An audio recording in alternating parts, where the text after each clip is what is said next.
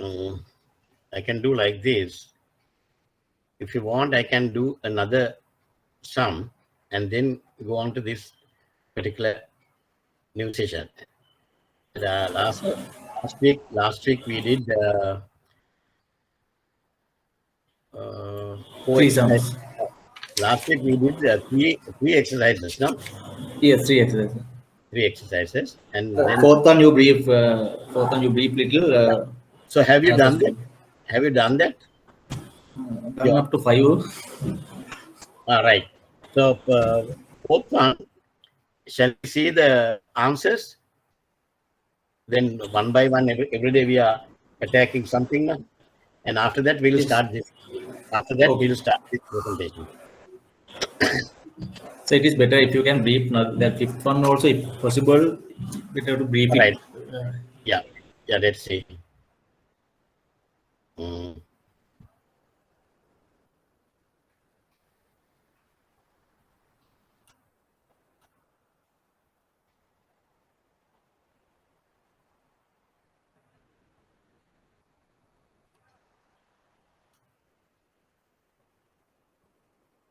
Pereira Limited. Have you done that?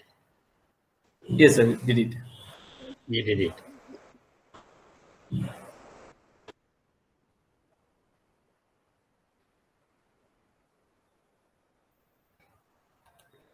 Fernando?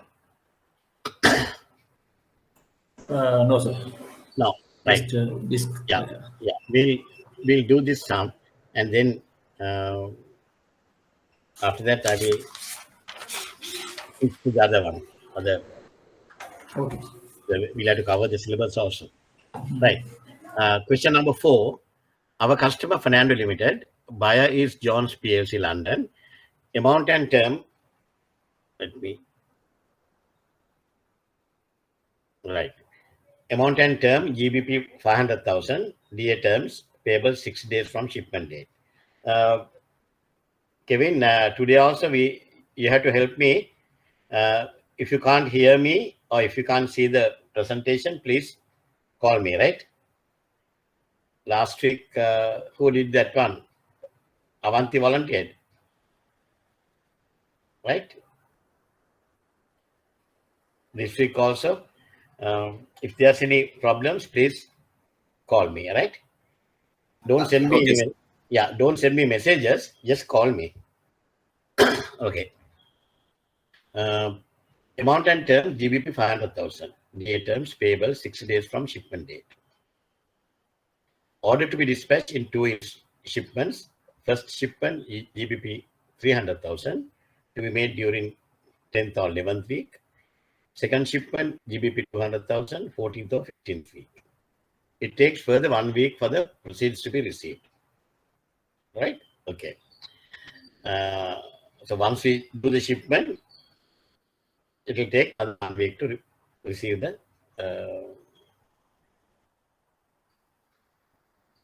money.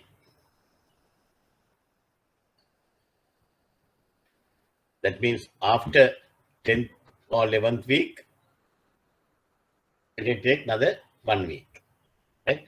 Because DA terms, payable 60 days from shipment date. You got the point.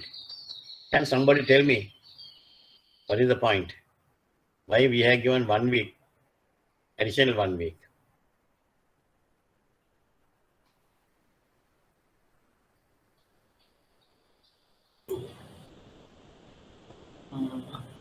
Do we add another 1 week after the attempt? Yeah. Do we have to? Your question is right. Why they have mentioned it? It takes further 1 week for the proceeds to be received. This export is on which term? The items. Payment method. Yes. Collection. Collection DA. Collection DA. If it is LC usance, then you will get the money immediately. Right? But this one, collection, there may be delays. That is why they have mentioned it takes further 1 week for the proceeds to be received. Then, in order to manufacture the ready-made garments, Fernando Limited will have to import raw materials to the value of GBP 300,000 from supplier Tao Limited, Singapore. Payment for raw materials to be made under user's DC, payable 30 days from shipment date. Shipment will be made 3 weeks after the issuance of DC. Goods and documents to be received in Sri Lanka within 1 week from the shipment. 10th August, they have entered into contract. Same day, they have entered into contract with Tao also, that is to import the raw materials. On the same day, they entered forward contracts with the bank for imports as well as exports. All the shipments were made except for second export shipment, which was cancelled with mutual agreement of Fernando Limited and Jones Limited. Fernando Limited informed the bank on 20th December to cancel the forward exchange contract booked for the second shipment. Okay, right. They have given the rates. According to the rates, first thing what I have told you to mark whether it's the forwards are at a premium or discount. Dollar AKR at a premium or discount. Premium. Premium. If it is premium, what we have to do? Mark. To add. Add to the Spot rate. spot. Very good. Add to the spot. I'm very happy. You people are giving the correct answers. Keep it up. GBP US dollars. It's a discount. Discount. Then we have to deduct from the spot rate. Spot rate. Right? Then the cancellation is there.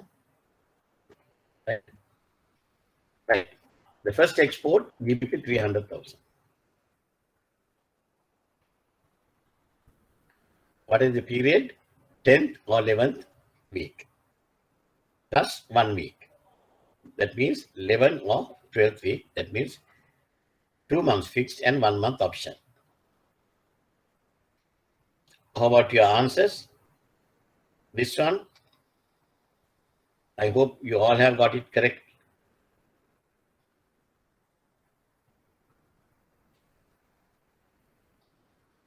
Anybody who has done a mistake? Have you got it correctly? No, sir. No. I have done a mistake. What was the mistake? I have added another 8 weeks because the DA term payable 60 days from shipment date.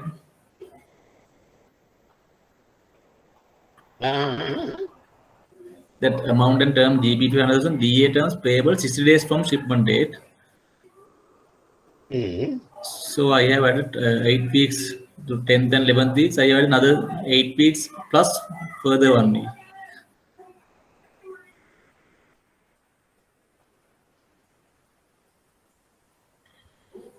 Have I done it wrong or whether you are correct? DA terms payable 60 days from the shipment date.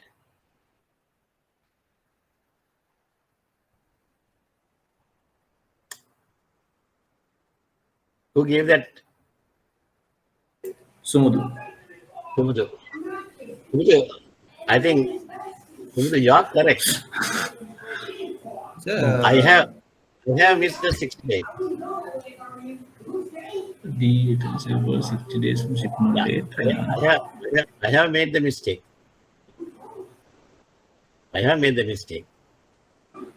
Anybody else? Yes, sir. I got same. In this question, order to be dispatched for shipment to be made during 10th and 11th week, plus 8 weeks for proceed to from shipment date 60 days. Add Plus 1 week. Plus 1 19 week. and 20. 2 months and 3 months. 3 months fixed 1 month option. මටයි මිස්ලා තියෙන්නේ. දැන් බලන්න ඔයගොල්ලෝ answer කරපෑන් මට ආපු උත්තරේ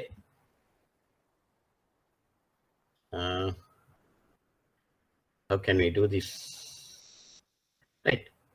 අපි කරමු අපි.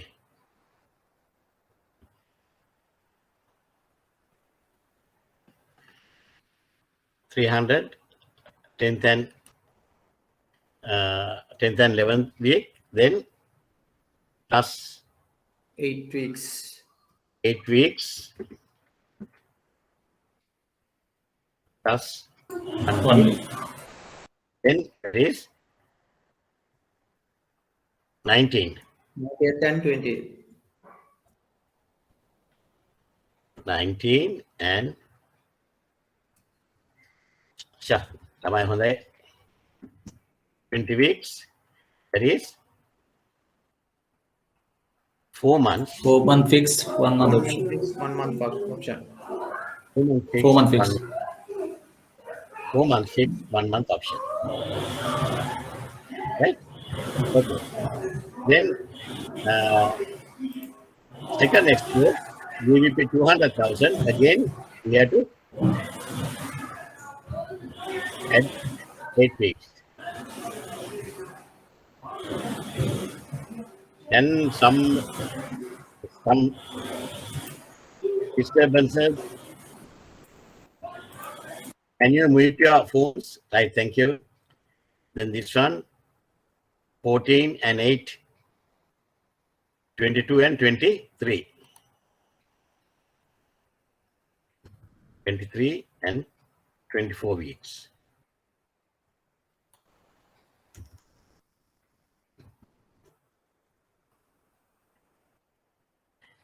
Home is not dynamic.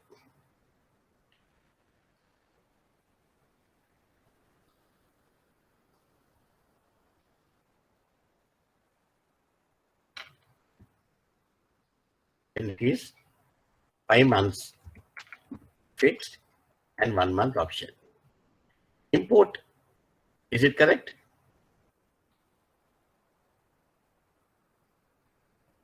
Import is correct?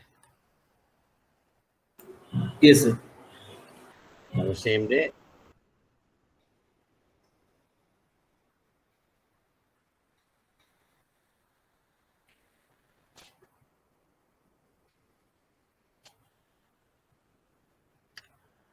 $30 days from shipment dates. Right? Right.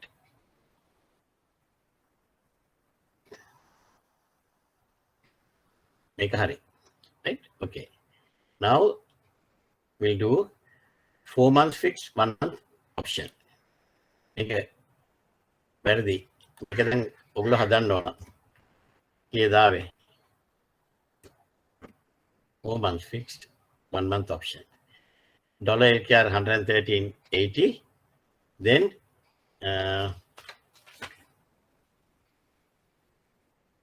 what is the rate? 4 months fixed, 1 month option.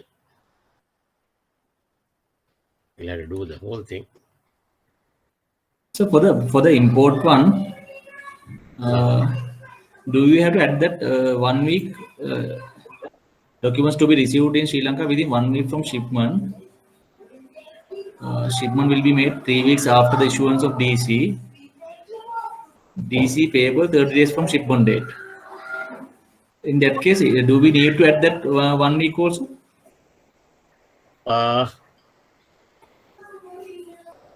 Let me check that. In order to manufacture the garments, Fernando Limited will have to payment of raw materials to be made under usance DC payable 30 days from the shipment date. 30 days from the shipment date. Right? Shipment will be made 3 weeks. 3 weeks after the issuance of DC. Okay? 3 weeks after the issuance of DC. And then goods and documents to be received in Sri Lanka within 1 week from the shipment date.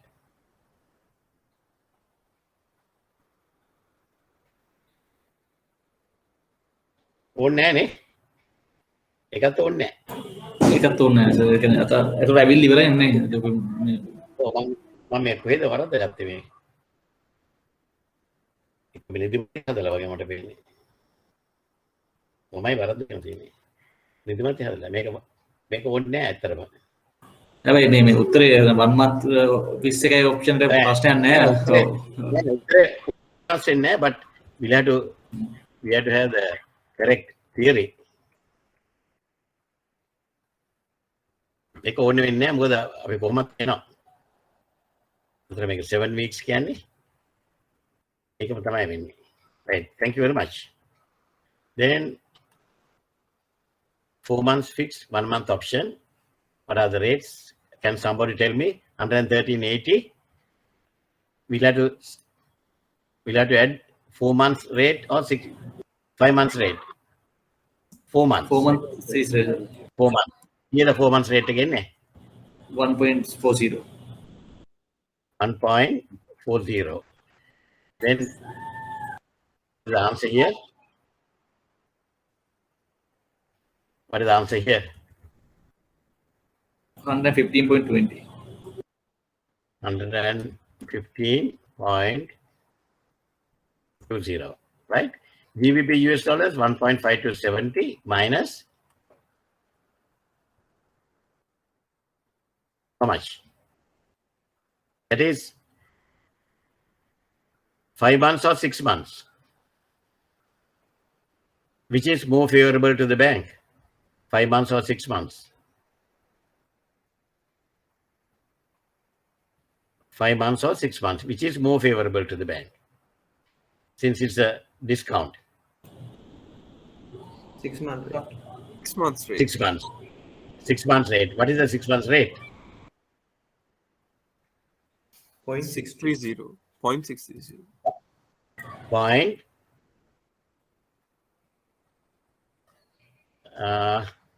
Isn't it? 0.00. 63. So we have to go from 0.06.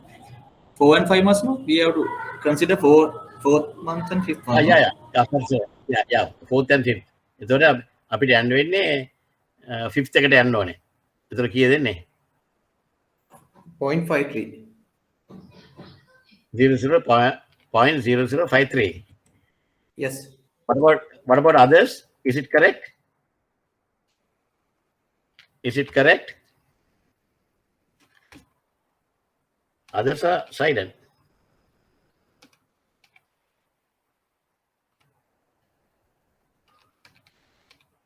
Here then a point 1.5217 there.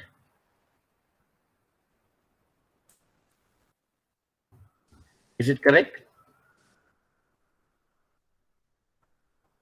Hello? Hello? Yes, sir. That's correct. Huh? What about others? Only Subudhi is talking.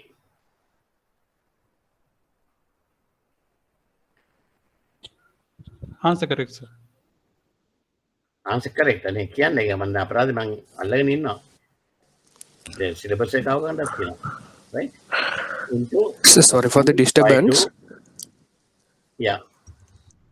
So it is we should me. take buying or selling 0.55 or 0.53. I didn't check. I'm just Because it is export. taking your word. Yes, I think it's selling. Yes. Buying rate. Right? Yeah. So point. But Yeah. 0.53 is selling now. yes, we can't play that. Buying Sir. is We should take 0.55 0.55, no, sir? 0.55 now. Yes, correct. Yes. මම ඕගලගේ වචන අහලා මාත් වැරදුනා අපෝ.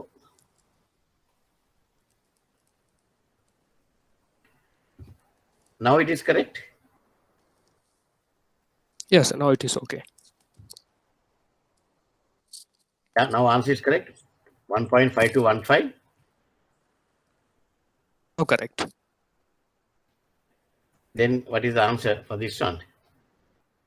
LKR? 115, 20 into 1.5215. 175, 27, 68. Yes, correct. Correct? Correct, sir. 175.2768. Right? Then the second export is 5 months fixed, 5 months fixed, and 1 month option. Dollar LKR 113.80, and then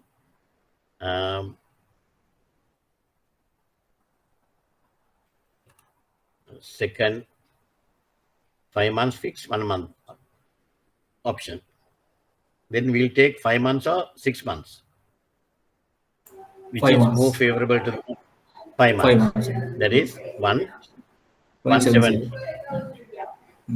170.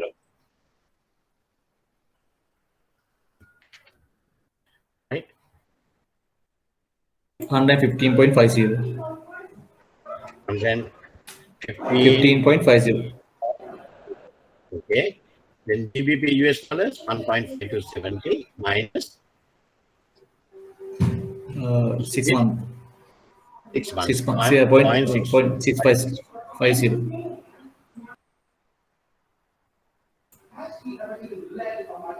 1.5205. 1.5205. 05. How about others? Is it correct? Is it correct?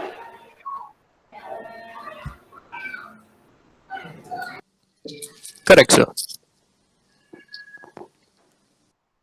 Then 115.50.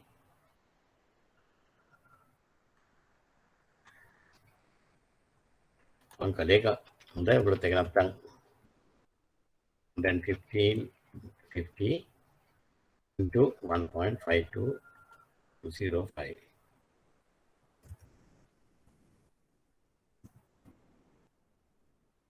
175, 78. 61, 78. Yes.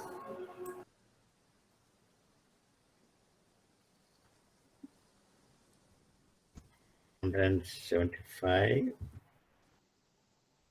6178. Right. Good. Then import 1 month fixed, 1 month option. Is this answer is correct? Is this answer is correct?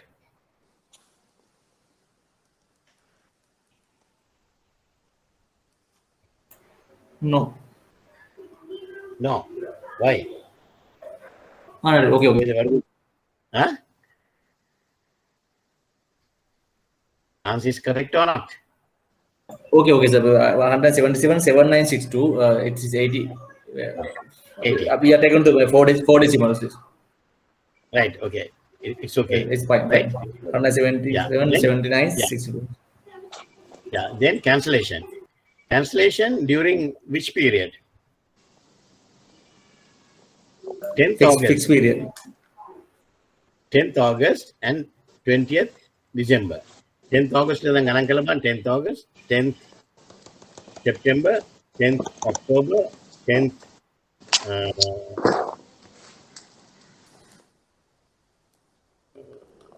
sorry, 10th August, 10th September, 10th October, 10th November, 10th December. 10th December. Fixed period. Right? Yeah, 10th December is, and 20th December is the 5th month. 5th month is the fixed period. So we'll have to do an adjustment. In a cancellation, we'll have to do an adjustment. Right? Yes. In Ghana, where do you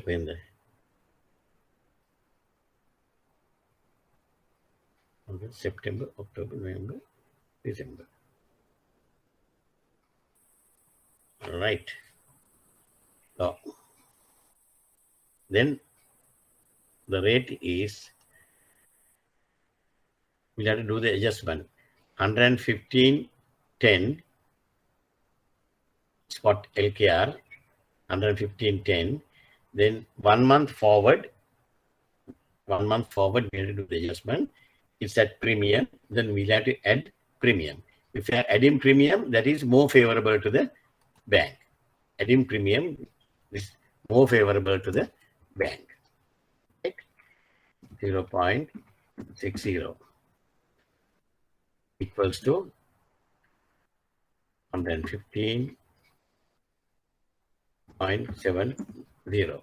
Is it correct?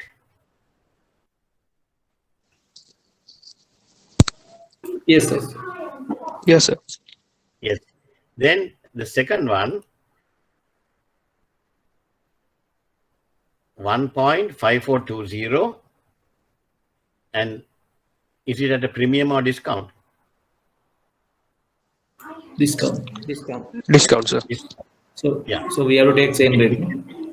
Spot rate. We have to take same rate, spot rate. Very good. Very good. We have to take the same rate, 5420. Then 115.70 into 1.54. 178 4094. 178. 78 4094. Yes. 178 4094. 94. How about others? Is it correct? Yes, sir. It's correct. Right, fine, right. So thank you so much, Sumudu, for highlighting that, right? We all are human beings, we make mistakes. But only thing is, I like your style because you kept quiet. You said, you are wrong. Generally, I also checked, right? So don't adjust your answers according to my answer. If there's anything, argue. Right. Question number 5, I think it is not a new thing. You can do it. මෙතන ඉඳන් කරන අද 5 6 7 8 කරමු අපි දවස ගන්න එක එක question එක කරගෙන යමු. Right? Okay. I think that question number 5. Do we have any issues? Tell me. Yes, yes. I just check whether there is a point called it takes further 2 weeks for the shipment, the shipping documents to be received and the bill of exchange to be accepted. Which one? In Which one? Fifth question, there is a sixth line. Yes. This one. Yes. Okay. It is a bit of confusion that why that whether we have to consider it. It takes further 2 weeks for the shipment documents to be received, and that 2 weeks we don't want to consider, no? Yeah. Shall we read from the beginning? Silva, buyer, close AG Germany, amount and term euro 400,000, DA terms payable 30 days from shipment date. Okay, 30 days from shipment date. Order to be dispatched in 2 installments. First 250, second 150. It takes further 2 weeks for the shipping documents to be received and bill of exchange to be accepted. This is something which they have given to misguide the students. These things happen. Right? In a DA payment method, right? Anyway, the payment method is payable 30 days from the shipment date. Right? Now, this 2 weeks is already included in that period, 4 weeks. Then we don't want to add it, no? You don't have to add. If you add, then the answer will be incorrect. Yeah, the one mistake will have to consider the whole answers. No? at one Yeah, finish 1 point. yeah, this මේ වගේ ඒවා ඔයගලන්ට කරකවනවා ළමයි අමාරු දාන්න. So you have to think logically. You have to think logically. Because already it's included, that 2 weeks period is already included in the 4 weeks period. Okay. එහෙම දාන්න දෙපා සයිතර පැටලෙනවා.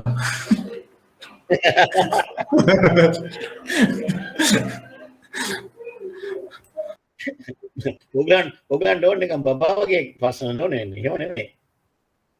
මේක මම පාස් පේපර් එකකින් ගත්ත එක. ඒක එකක් පැටලිච්ච එක මම මුළු ගානම ඉවරයිනේ. ගාන ඉවරයි. සම්පූර්ණයෙන්ම ගාන ඉවරයි. right? මේක logically හිතන්න ඕන. Okay. එතකොට ඔයගොල්ලෝ ඒක කරන්න අපි එනම් මම අනිත් Yeah, we can do the rest. මේ අලුත් yeah. But do it and keep it with you. Every day I'm going to do at least one sum, right?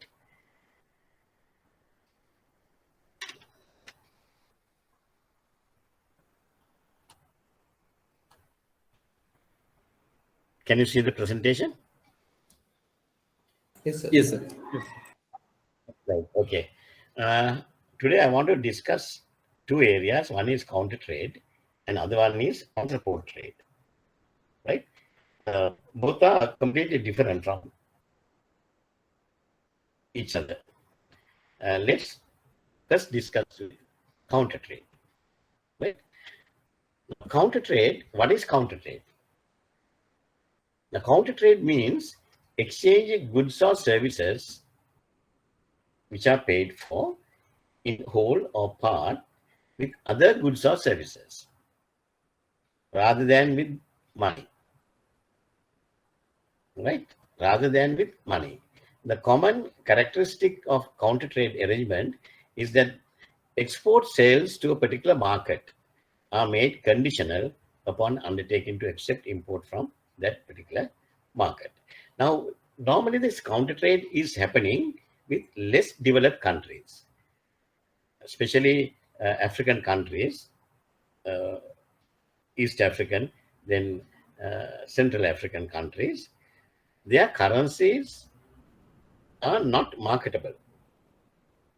And in international foreign exchange market, their currencies are cannot be traded. Now, Sri Lanka rupees, can we trade Sri Lanka rupees in the market? Is it a convertible currency? Sri Lanka rupees? No. No, sir. No. Why? එහෙමනම් සුමුදු කොහොමද ඔයගොල්ලෝ හැමදාම payments කරන්නේ? For your imports and exports, how do you receive funds and how do you? Huh? It is a convertible currency. It is a convertible currency, right? We pay in rupees and we convert it into dollars. There is a value for the rupees.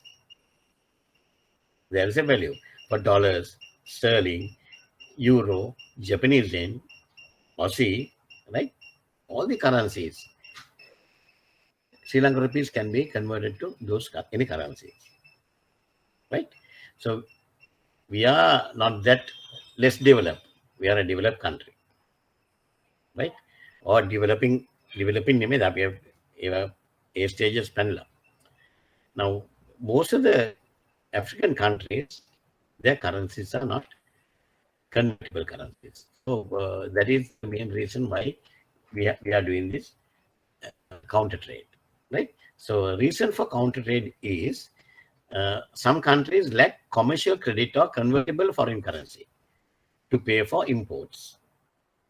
When they import, or think of us, when we import something, we have to pay for those imports. Pay for those imports in Sri Lanka rupees or foreign currency.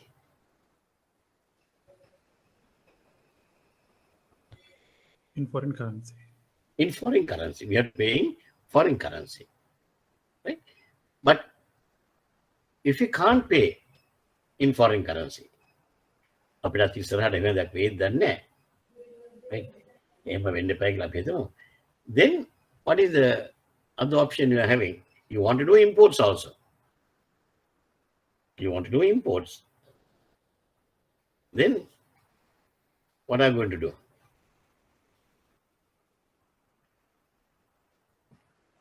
You have to trade in goods or services. You have to trade in with goods or services. It's like a barter system. And I was about to tell you people that, right? Have you ever heard of barter system like Yanisla QA? Right? It's a barter system. Barter system is one of the counter trade methods. Those days, before the currencies were introduced to the world, all the international transactions were happened on barter system, right? For goods, right? We exchange goods. We sell rice and we exchange it for something else with some other country. Goods, right? Some developing countries use counter trade to boost their developing manufacturing industries, which will enable them to export more goods by means of counter trade arrangements. Now, some developing countries like France, Germany, Norwegian countries like Norway and all, I mean, those people are exploiting the less developed countries, right? That's their normal way. UK and all. What they do is whatever their excess exports, they export it to those countries and import very much more than the value of the exports into their countries, some other goods, right? So that's a counter trade arrangements. Some countries use counter trade as an instrument of their political and economic policies. They use it as a political or economic policies. Like some countries in the world, what they do is they import zinc, copper, titanium, very precious metals from those developed countries. Titanium we need to manufacture aircrafts, right? So those are very highly valued precious metals. So they get they import titanium and all from those countries, and they sell aircrafts and arms and ammunitions to those countries. Copper අරගෙන copper වලින් හදන මේ වෙඩි උණ්ඩ ටික මෝටාර අරම ඔක්කොම ඒව දෙනවා අර country එකට ටිකක්. Not the exact value of the titanium which they have imported. That there are some political and economic policies behind that. Can you remember a few years back? Now I think African countries are gradually they are developing, and now they are realizing these so-called European countries or so-called people who are helping them, they are exploiting them, right? And they supply arms and ammunition to those countries. A few years back, I can remember countries like Eritrea, then Uganda, Rwanda. They were fighting with each other.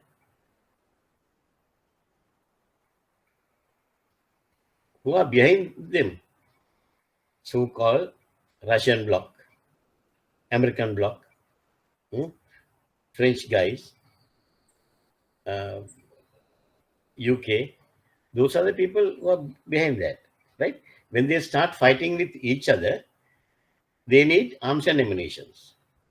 So they will export titanium and all those precious stones as much as they can to those their friendly countries and get to exchange for more and more arms and ammunitions, aircrafts, helicopters, and all those things.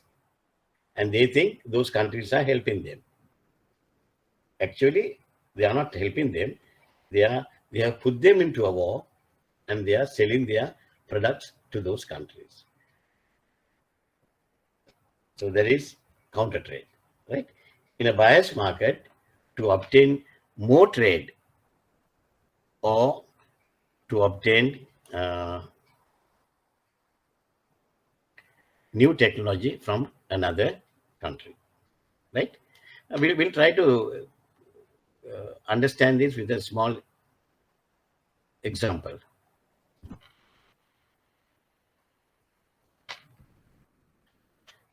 We'll take a problem like this.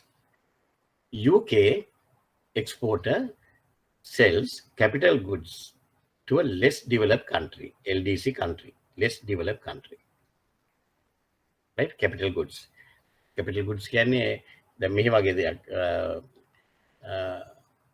Those people are doing, African countries are doing a lot of mining of gold, silver, copper, zinc, titanium, right?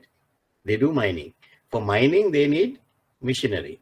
They need other equipments, right? So those are capital goods. They supply the capital goods to those countries. And they have to get the payment. And payment in the currency of the LDC due to LDC government restrictions on exchange control. That prevents the UK exporter from converting the LDC currency into sterling. So because of their non-convertibility, they can't convert those LDC currencies into sterling.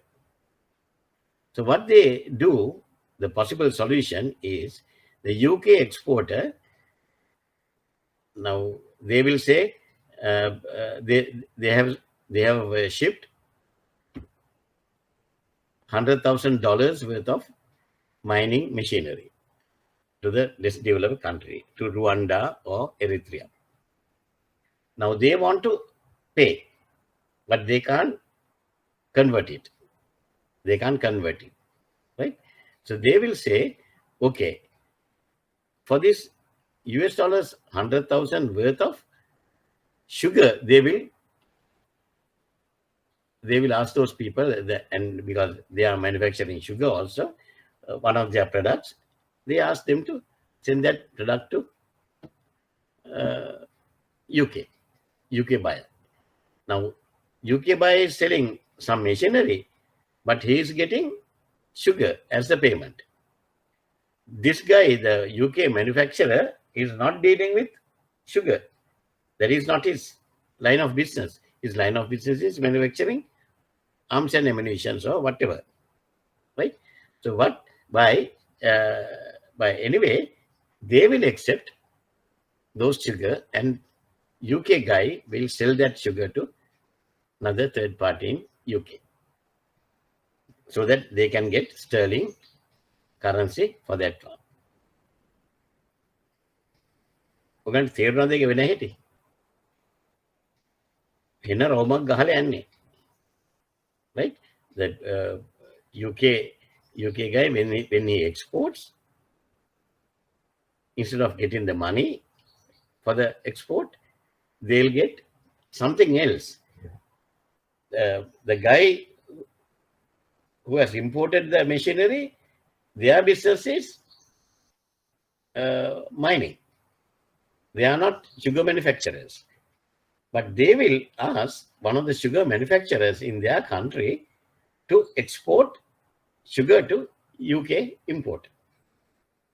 UK importer, in the sense, the guy who has sent the machinery to the other friend, right? And they settle the money within the country.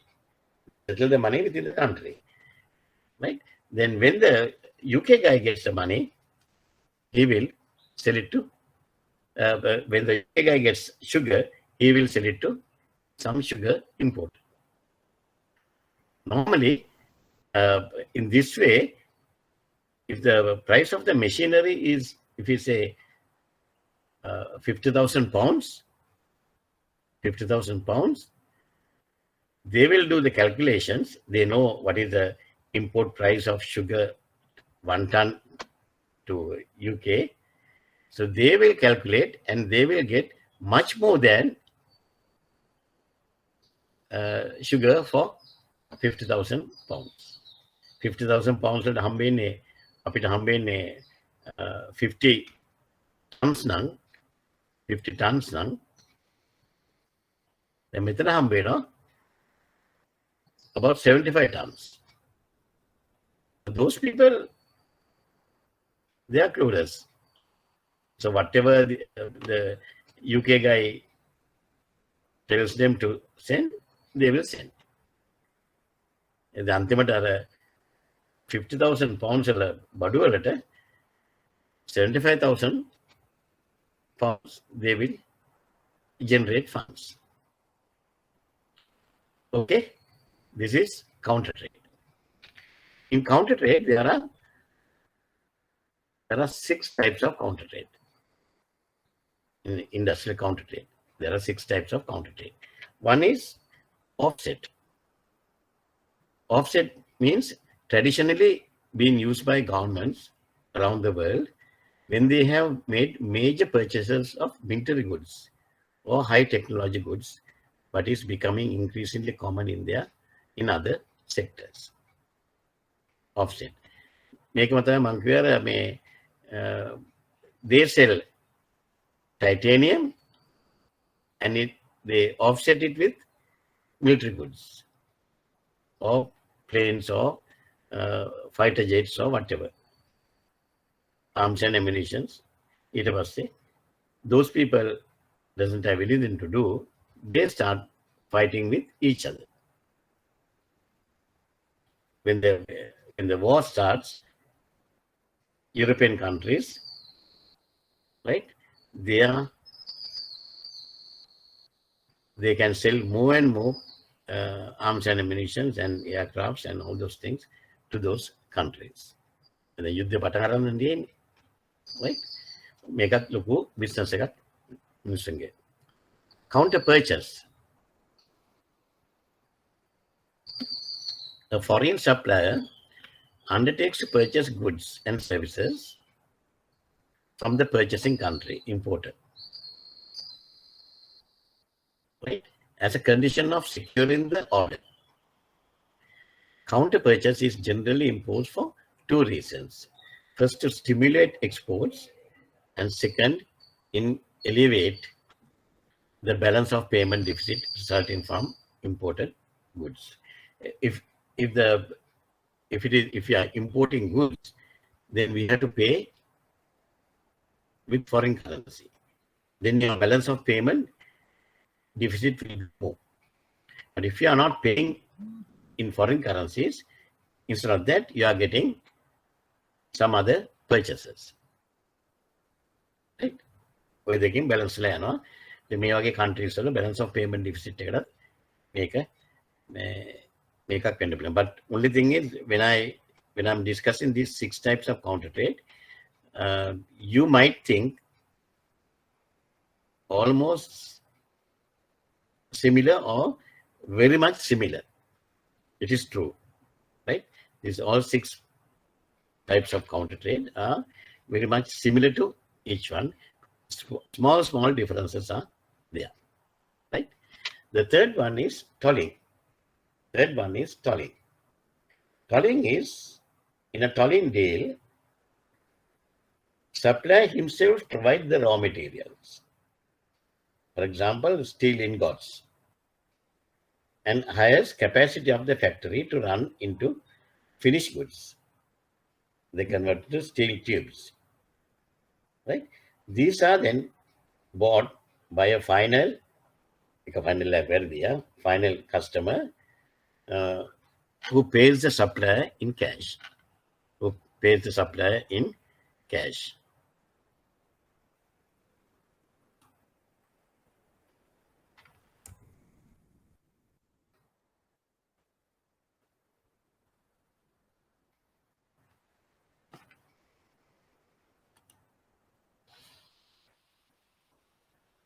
Final customer who pays the supplier in cash. Throughout the process, the supplier retains ownership of the material as it is processed by the factory. Can you think of a similar example which I can relate? To give you as an example, can you remember, are there any people who are living in Malabe Athrugiri area? Or in other?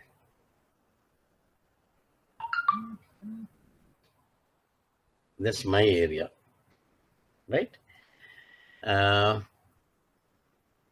Athrugiri and Uruvala, there's a very famous factory. What is that?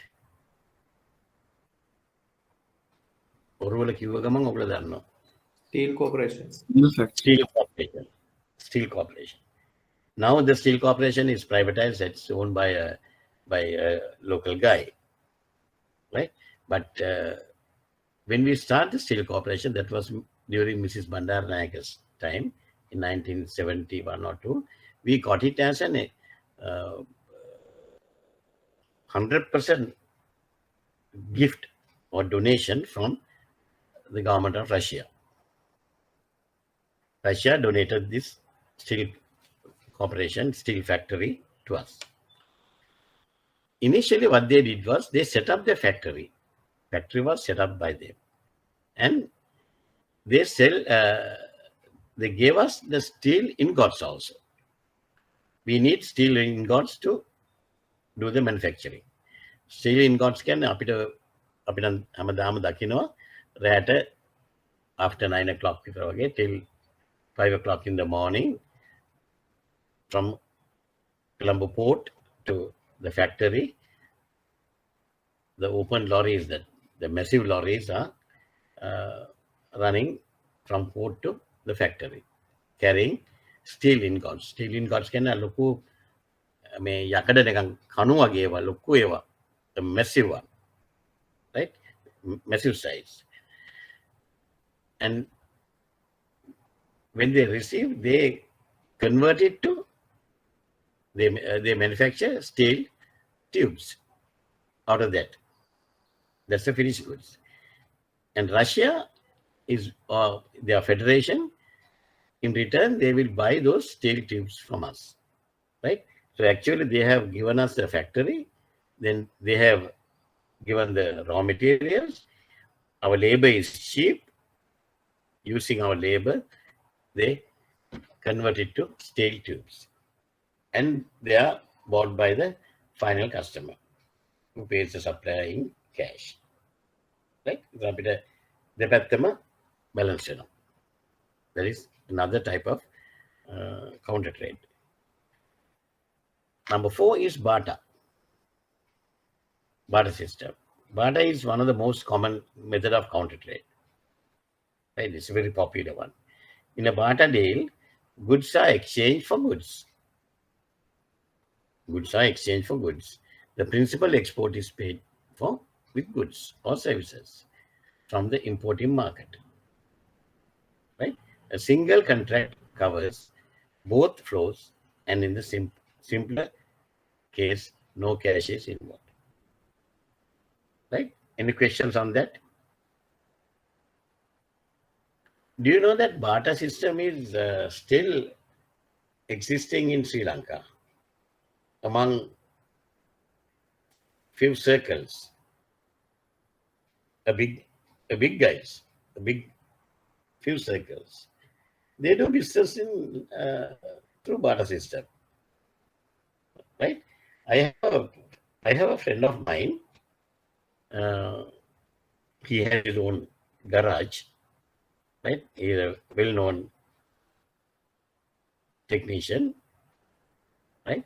And normally his clients are all well-known people. Well-known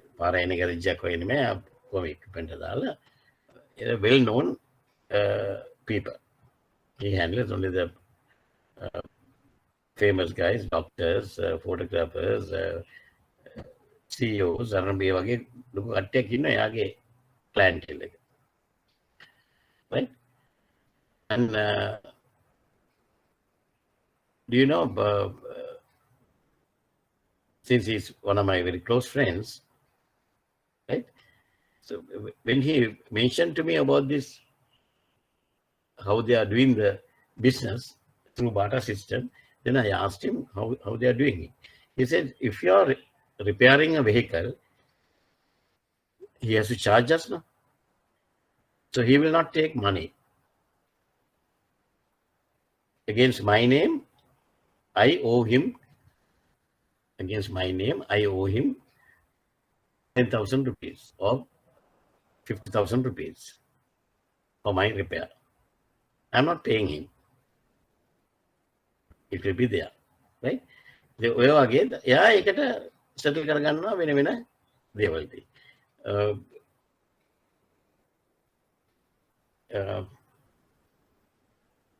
He had 3 sons on that now. His sons are Tundanagama weddings are photography, a video, they were and music group there. Well, you know, in a wedding, those things will cost you about 4-5 lakhs, more than that. Photography like 3 lakhs, 4 lakhs, right? Then music group will charge you about 1.5 lakhs, right? So all those things, he got it free for the weddings, because for over a period of time, what he has done to the others, yes, they have a record. So based on that record, they circle and well-known wedding photographers also, well-known music groups, right? So they do it. Setting off, right? They exchange goods for goods or services, right? Barter system. Compensation or buyback deals. Compensation or buyback deals. Buyback is a form of barter that is favored by some Eastern European countries, that is Russian blocs. Supplier of capital goods agreed to be paid by the future output of the factory. They are supplying, right? The suppliers of capital goods agreed to be paid by the future output of the factory. They are supplying. For example, ICI could sell a chemical processing plant and take part of the plant's future output of chemicals as payment, right? ICI, when they sell a chemical processing plant, right? Not the money they are looking for. They are looking for future output of chemicals as payment, right? Any questions on that? Any questions? මේ ඔක්කොම එකට එක යනවා මේ එක ළඟ වගේ යන්නේ. Other one is switch or swap trading. Switch or swap trading means imbalances in long-term bilateral trading agreements sometimes lead to the accumulation of accumulated trade surpluses in one or other country. Okay, forget about this. I'll explain to you.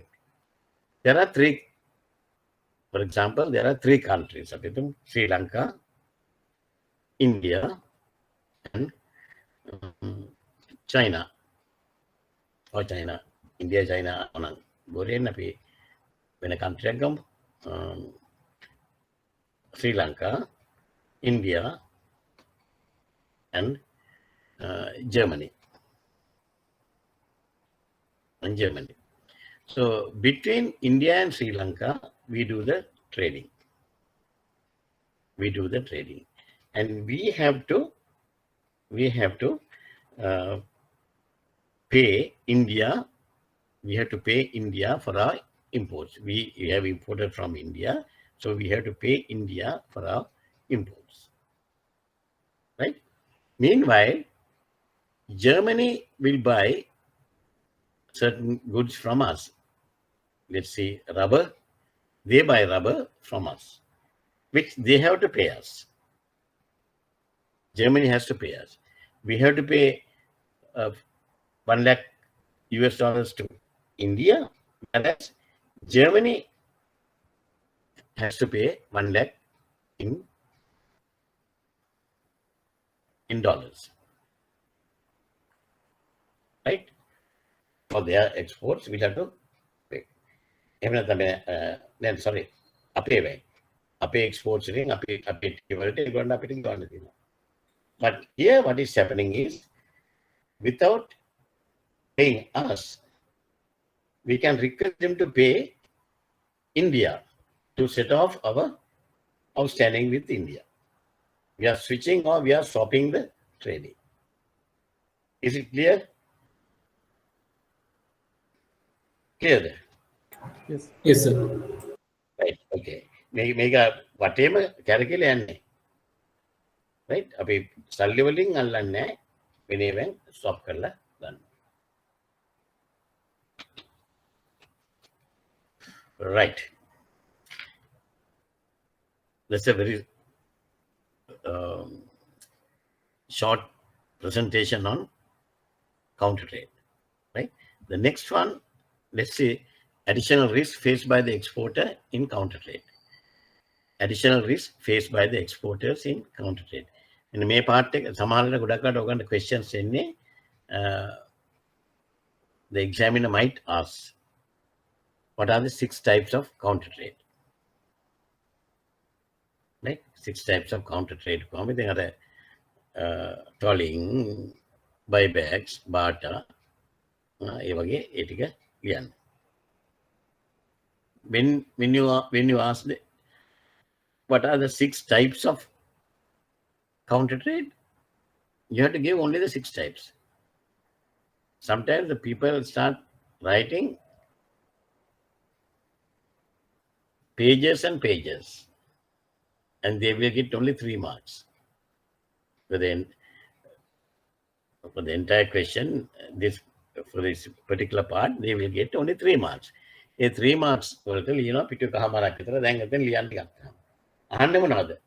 just to name the 6 types. And 3 marks. If you write 2 pages, and if you have made mistakes, you will not get any marks. Right? Then this also is a common thing where you can get questions. Additional risk faced by the exporters in counter trade. Make the examiners check karna area. The cost of counter trade might exceed the exporters' expectations. The cost of counter trade might exceed the exporters' expectations. Right? The exporter might be pushed into agreeing to accept large quantities of unmarketable goods. Make up pendulum. So he might be pushed into agreeing to accept large quantities of unmarketable goods. Whoever the people who are strong in negotiating, they will push all the garbage to the innocent guy. Right? The importer's country might place an unrealistically high value on the goods they wish to counter-trade. The importer's country might place an unrealistically high value on the goods they wish to counter-trade.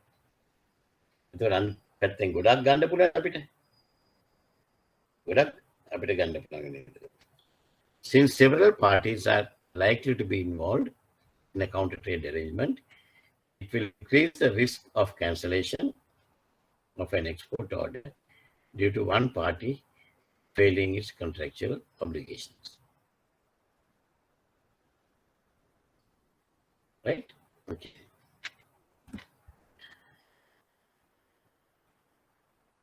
The next topic is entrepôt trade.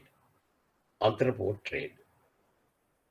Now, entrepôt trade is a very, very important type of trade to Sri Lanka. Can somebody tell me what is entrepôt trade? Can somebody tell me what is entrepôt trade? Have you ever heard of it? Have you ever heard of it? Yeah. So what do you mean by entrepôt trade? So where goods are manufactured in another country Mm. and they're shipped to the port of a foreign country, and they don't leave the port. Instead, they're just labeled as docked in this port and exported again. Okay. Okay. Hari. Right? But product refine kalagatan, good answer. Right? Entrepôt trade are trading transactions where a middleman in one country buys goods from a seller in a second country and sell them to a buyer in third country at a profit and with a minimum value addition and without changing the character of the goods or even without any value addition. With or without any value addition. Unfortunately, I don't have the board. What we can do, what you can do in our notebooks, right?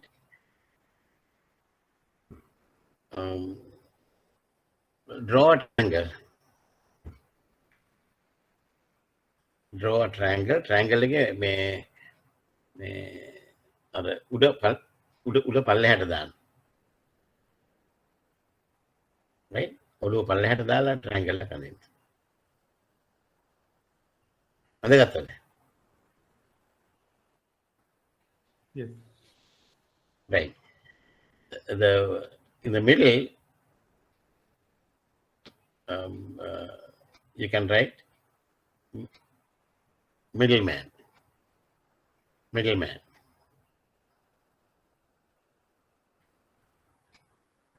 On the left-hand side, top, you will say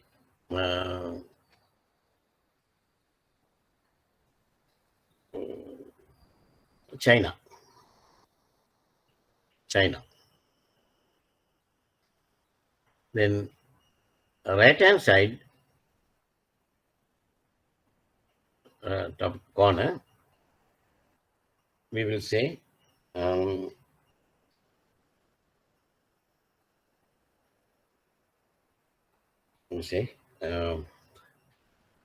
Saudi Arabia.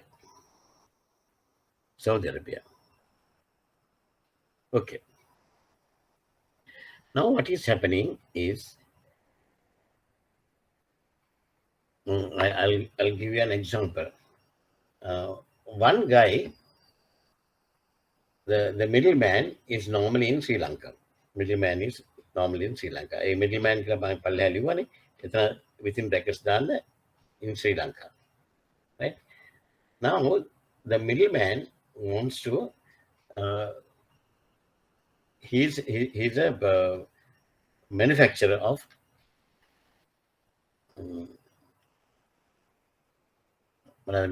toys.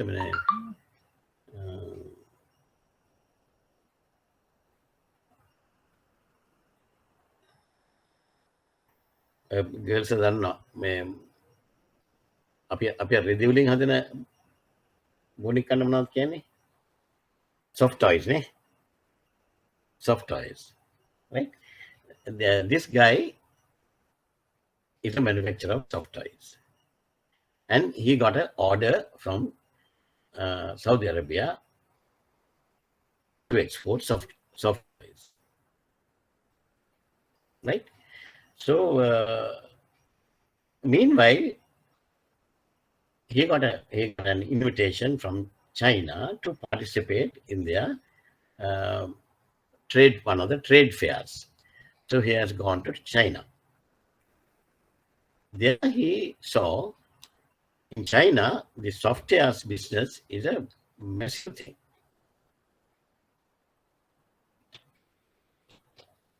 If he's spending, if you say $10 to produce one soft toy, he can buy a similar soft toy for $2 from China. $2 from China. Then what he thinks is, okay, why can't I get down a bulk from China and then put into boxes, name them, right? Name करना, export करना मैं Saudi world, right? But he is not manufacturing here. Instead of that, he is only doing the packaging into boxes. Packet करने के right? So that is what you call a interport business, right?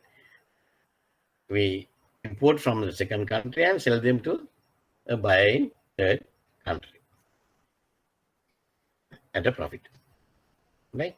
We buy the things at $2 a unit as per the shipper. Everything is okay. Now they will supply at $4 per unit. $4 per unit. So he can easily sell his goods, right? Keeping a good profit, because he is going to invoice it for $6.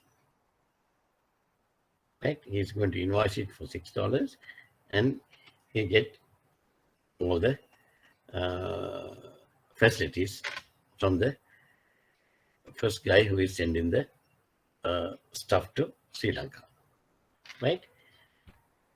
When a buyer from another country makes inquiries on certain goods, the middleman will check the availability of those goods with his supplier in other countries and their price, right? අර මං කිව්ව එක තමයි මෙන්න මෙයා trade fair එකට ගිහලා check කරලා බලනවා.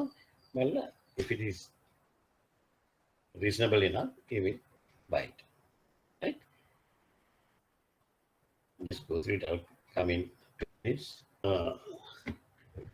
Based on the price and other costs involved in the middleman, what price to the buyer, right? Now, from China, he is getting for $2 per unit. And then he will get the bulk in a container and then do only the put into the boxes and labeling them will be done by this guy, right? So this girl knows that when you people were playing with Barbie dolls, when you're small ones, even your small ones are playing with Barbie dolls, right? So they have different names for those Barbie dolls, neither. ඒක නම් දාලා තියෙනවනේ. Diana කියයි, තව මොනවා එකක් දාලා. For the last so many decades, those names are continuing with you guys, then with your children. They all are having those Barbie dolls. When they are playing, they have put the names, and names of boxes la gahalama තියෙනවා. So different types, they put it to the boxes, cellophane wrapping, and then export quality Then they re-export it to some other country in the Saudi. Right? When they are doing the packaging and wrapping and everything, they add another $2 or $2 or $3. Their cost is about $2. They keep another $2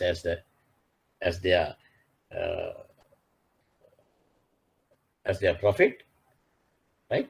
Net profit $2, and then sell it to Saudi at $6 or $8. Otherwise, if that guy has to produce that, his production cost will be about $10.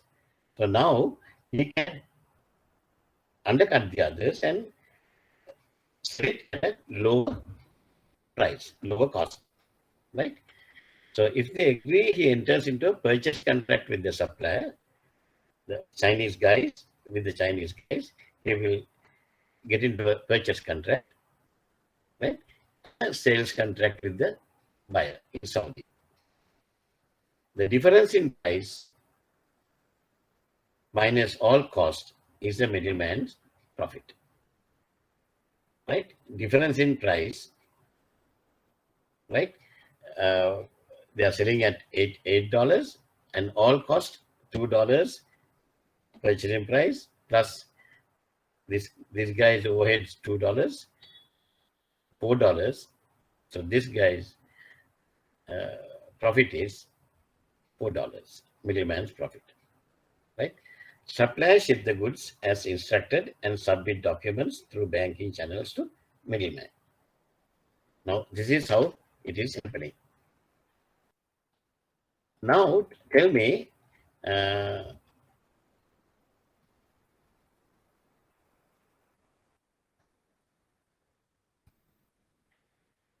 a scenario like this, you are purchasing goods from China, right? In the supplier, what is the best payment method for you? What is the best payment method for you if you want to make a good profit? What is the best payment method for you if you want to make a good profit?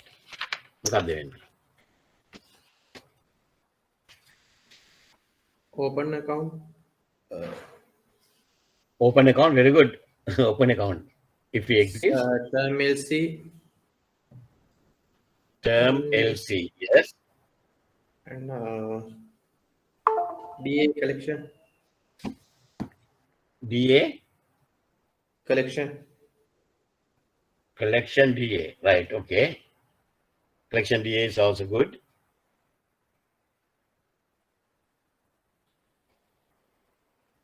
What about advance payment?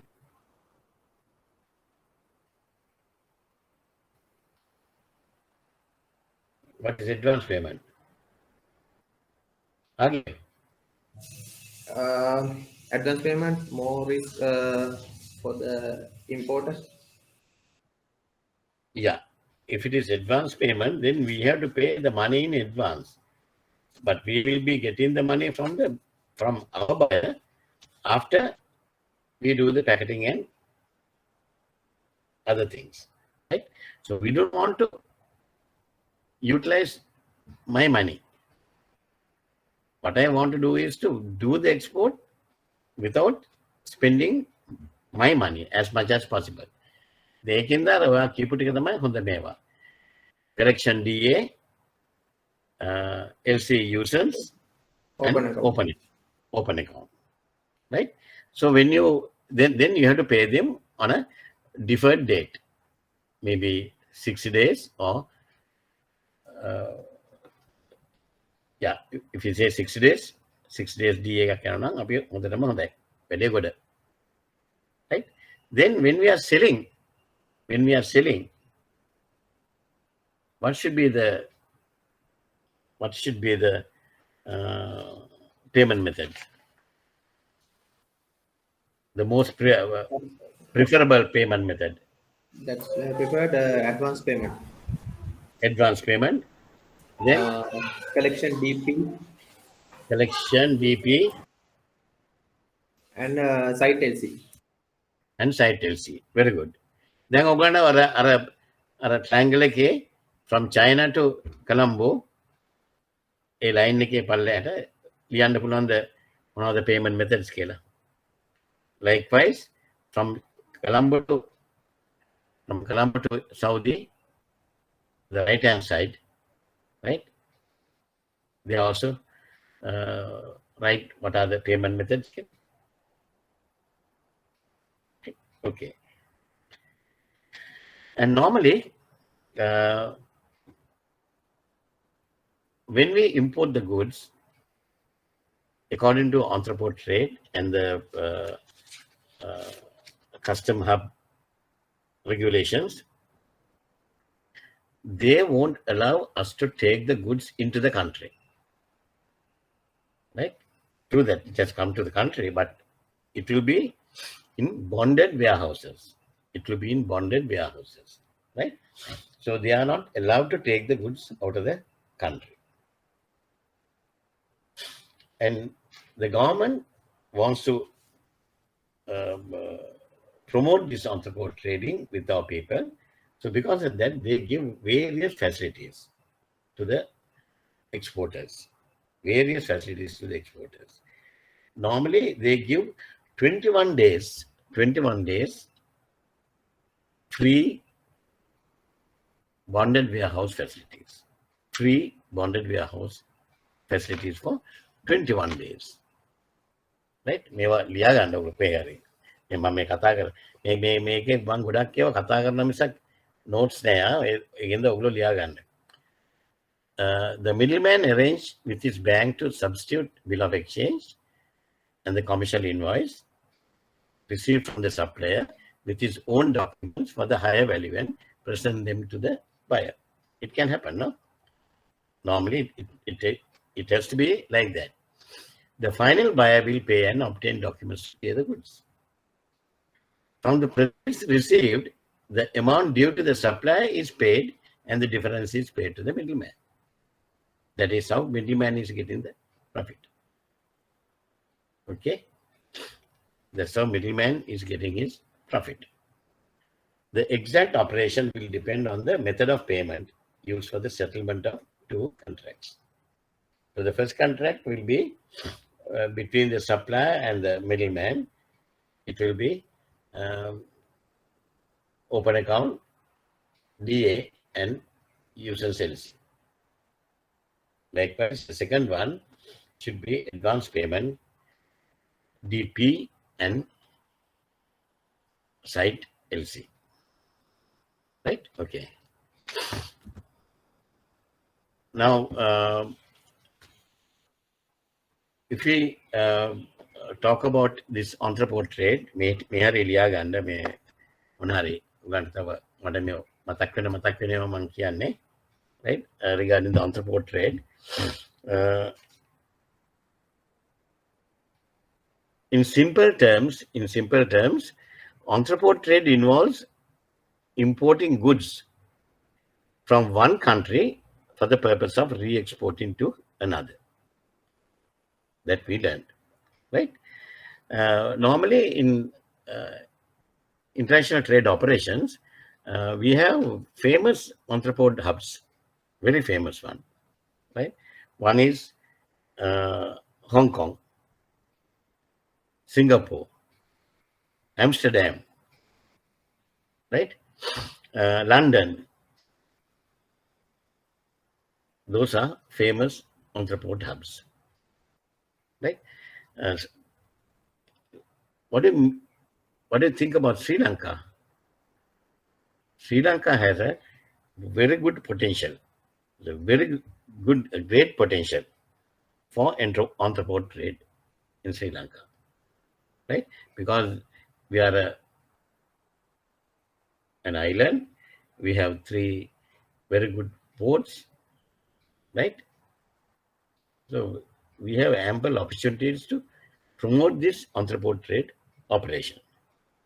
And especially under the commercial hub regulations introduced by the government, right? Commercial hub regulations introduced by the government. these regulations have introduced a lot of developments, a lot of new ways to develop this entrepreneur trading in Sri Lanka, right?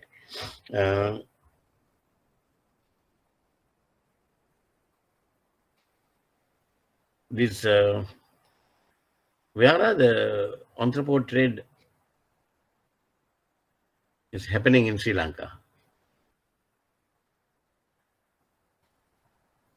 Entrepreneur trade happening in Sri Lanka. Which port? Which port? Is it Hambantota port? Yeah, Hambantota started recently. Earlier,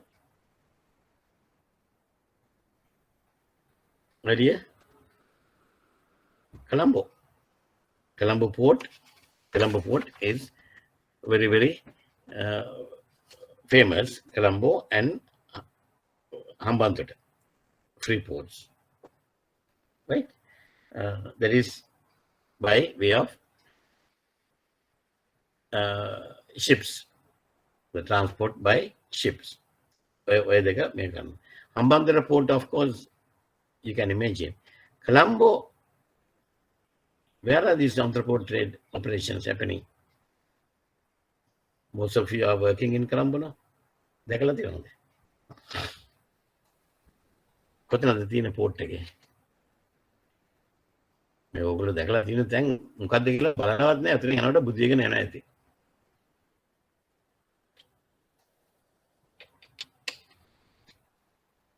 උදයවස fort වල වැටෙන කට්ටියට.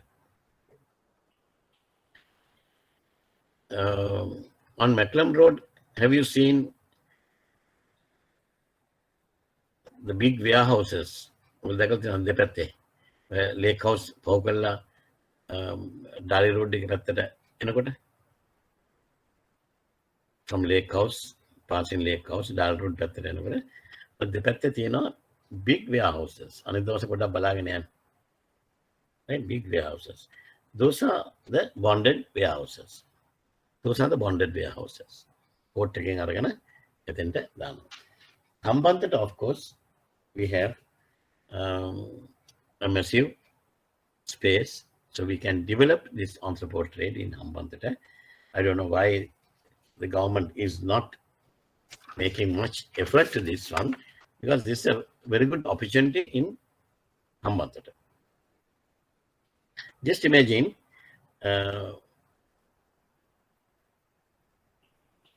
what are the benefits the country can get through this entrepreneur trade.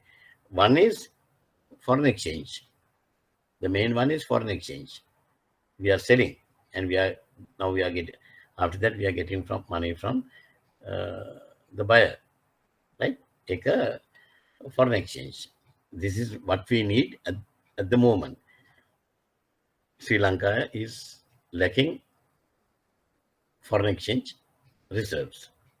So if we can promote entrepreneur trade, this is the best answer. This is the best answer. On top of that,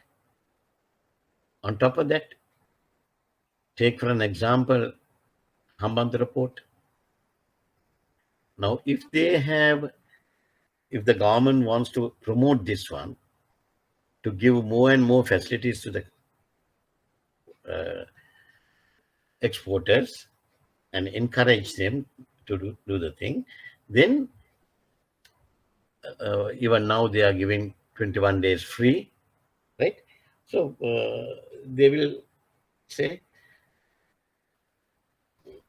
they will be encouraged to do more and more. Not only that, sometimes you need more people to work there. So people from young guys, girls and boys from Colombo, Putlam, Nigambo, Ratnapura, then Kalutara, those areas, they will go to Hambantota to work in these entrepreneur factories. When the people go to Hambantota, then they have to find their own accommodation. Accommodation ගත්තා කියන්නේ මොකද වෙන්නේ? accommodation ගන්නකොට කාටද ලාභේ? පොඩ්ඩක් ඔයගොල්ලෝ මේවා මේ logically හිතේද ගන්න. ඒතර පාඩම් කරන්න ඕනේ නැහැ මේ සාමාන්‍යයෙන් entrepreneur trade either they will come as a one of the questions in your exam, or sometimes you might get this as a assignment, 15 marks assignment එක වෙන්නත් පුළුවන්. right? ඉතින් ඒකෙන්ද මේවා මේ මම මේ කියන ideas ටික ඔළුවේ jot down කරලා තියාගන්න.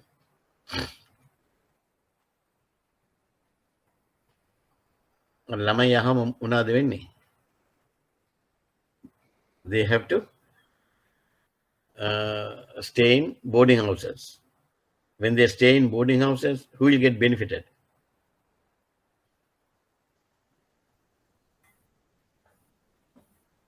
Indirect benefit to not the foreign currency, this thing, or indirect benefit to the people who provide accommodation for those. Yes, the people who provide accommodation, the boarding houses, right?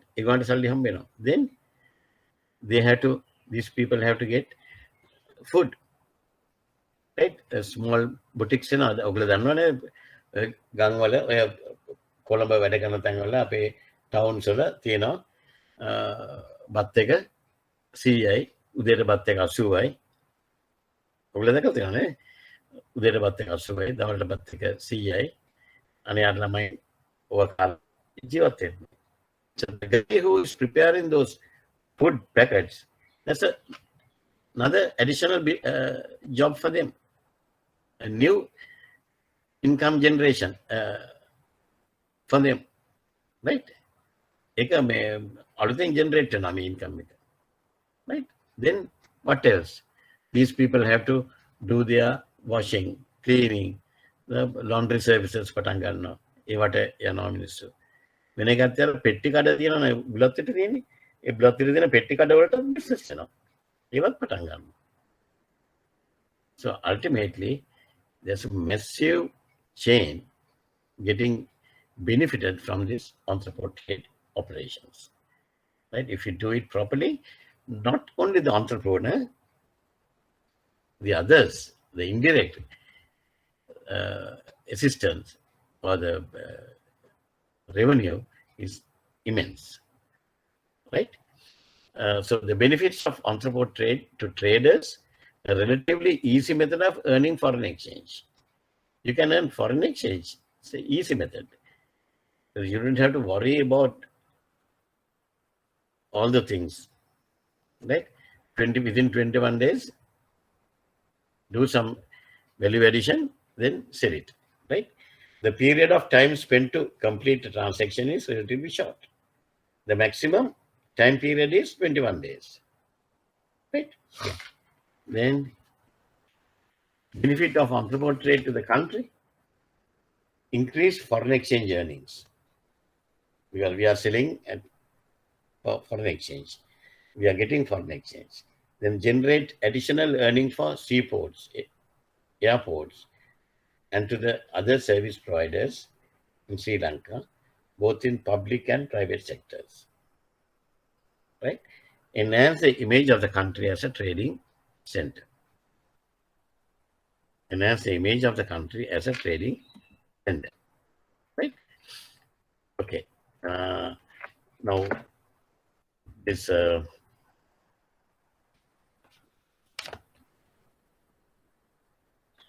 I said the goods for entrepreneur trade are normally stored in bonded warehouses until it export. Now, those bonded warehouses are in Colombo as well as Hambantota. If it is air shipment, where the bonded warehouses තියෙන්නේ? If it is air shipment, where the bonded warehouses තියෙන්නේ? Hmm? In the vicinity of the airport Yeah. in Sri Lanka. In Sri Can you Lanka, in Sri Lanka, I'm talking. In Kattanayaka free trade area? Yes, perfect. In Kattanayaka free trade zone area, then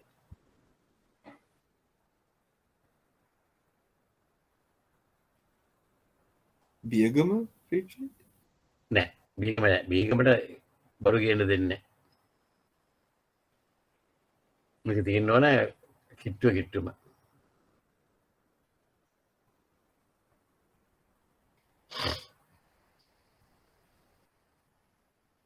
Katunayake තමයි ගොඩක් කරන්නේ තව මොනවද කරන්නේ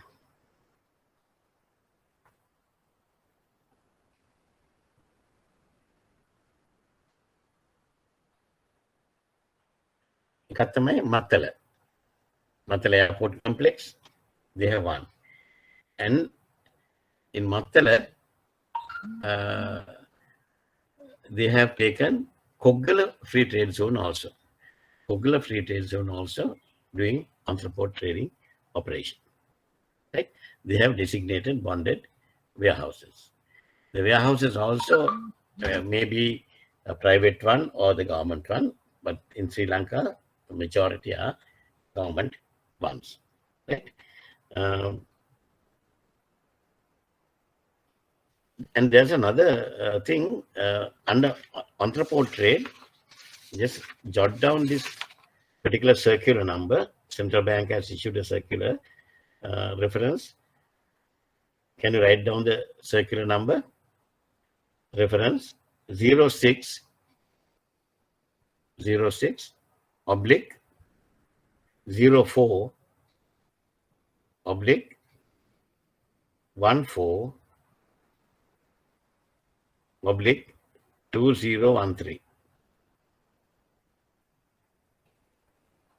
2013 right yeah you can just type it in your Google search එක යන්න ගිහලා central bank circulars කියලා ගහලා මේ circular number එක ගහම you can get the circular get a printout and keep it with you right according to the circular entrepot trade shall be carried out in one of the following methods one it says goods imported to be stored in a customs bonded warehouse until they are re-exported to a third country so when you are loading when you are storing the goods in a custom bonded warehouse for 21 days you get it free and after that you have to pay a minimum amount so again I'm telling people that if you do it properly we can get the maximum right repacking relabeling simple processing of goods imported be carried out in a custom bonded warehouse or bonded area exported into a third country right then you can't move the goods into the country it has to be in the bonded warehouses exportation of goods directly from a second country to a third country without the goods physically arriving in Sri Lanka. That also can happen. Right? In China, මම දන්නවා මේ ලංකාවේ සිංහලෙන් උනත් ගහන්න labels ඔක්කොම ඒගොල්ලෝ ගහලා දෙනවා. Right? සිංහලෙන් උනත් label එක ගහලා දෙනවා.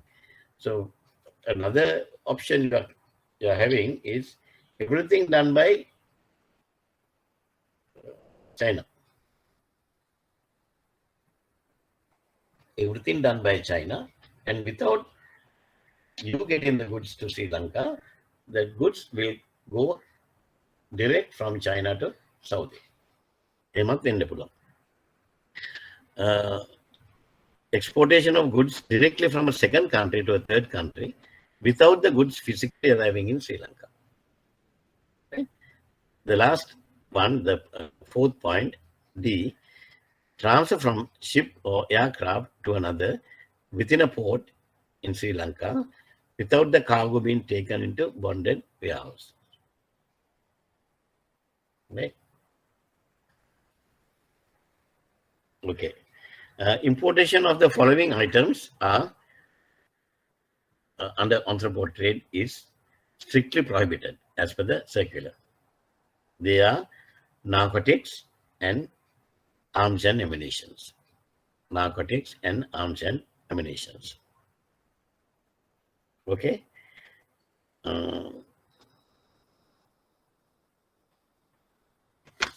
Right. Anything else you want to know about entrepôt trade? This is something which we can promote.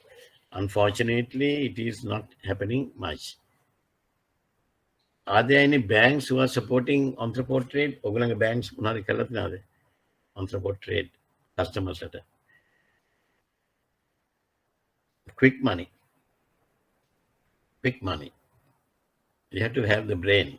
Then you know how to do it. Right? Context hittagatana kontra kalagane andapulla. Right. Okay. Fine. Now we have completed entrepôt trade and then counter trade.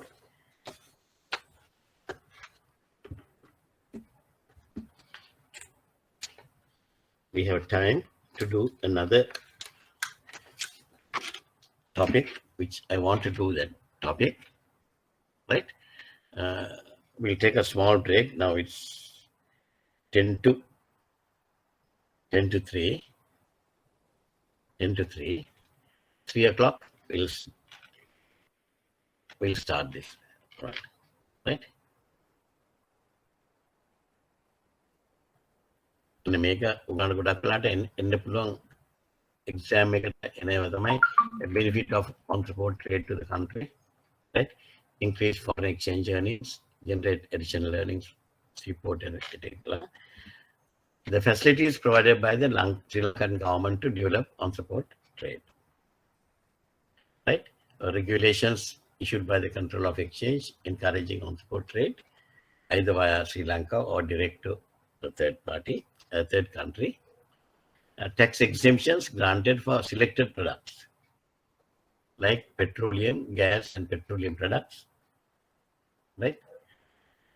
Concession warehouse charges and free facility up to 21 days granted by Sri Lanka Ports Authority. The EDB create awareness by conducting seminars and issuing brochures and provide advisory services to customers. But I don't know, it's a little bit backward, the progress. Right. Okay. Someone had a question still now, making Anna. Api Igawa session nigga Patangamu. Sri Lanka Export Trade Insurance Corporation, that is SLESIC. Right? We'll take a 10 minutes break. We'll come back and do the session. Have you ever heard of this Sri Lanka Export Trade Insurance Corporation? SLESIC? Are you giving any SLESIC guarantees? Or have you obtained any SLESIC guarantees? We'll discuss. Right? Okay. Before I start this one, today I'm doing, there are small areas, subject areas in our syllabus. One is counter trade, one is entrepôt trade. Then we have to learn about SLESIC, EDB, and Chamber of Commerce. Right? Those are in the syllabus. So which areas where the institutions that help international trade operations in Sri Lanka. Right? Since most of you are bankers and even non-bankers like Sumudyanangar, if you are an exporter or an importer, you should know from where you can get the help and from where you can get the security part and all those things for your international trade operations. So these areas are important. After that, next week, what I thought was there are another small areas which I have to cover. There is global monetary organizations like IMF, CART, World Bank, ADB, and all those things we had to learn. Then we had to learn about GSP Plus, harmonized system, right? Those are small areas which we can cover in 1 day or 2 days.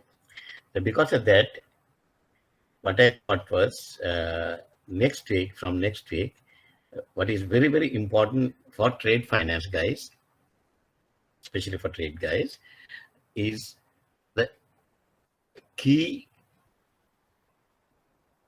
ICC regulations, that is UCP and URC. UCP and URC. Right? So all the pros and cons under UCP you have to learn. When you're working in the department, you should know how to interpret the UCP 600 articles. I think we have discussed certain articles.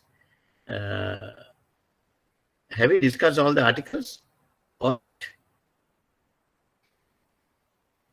I'm not sure because I'm doing so many classes. I'm all mixed up. My UCP nama discuss kala, but I don't know up to which place or not. So anyway, what I will do is from the article 1, again we'll go through it because it's very, very important.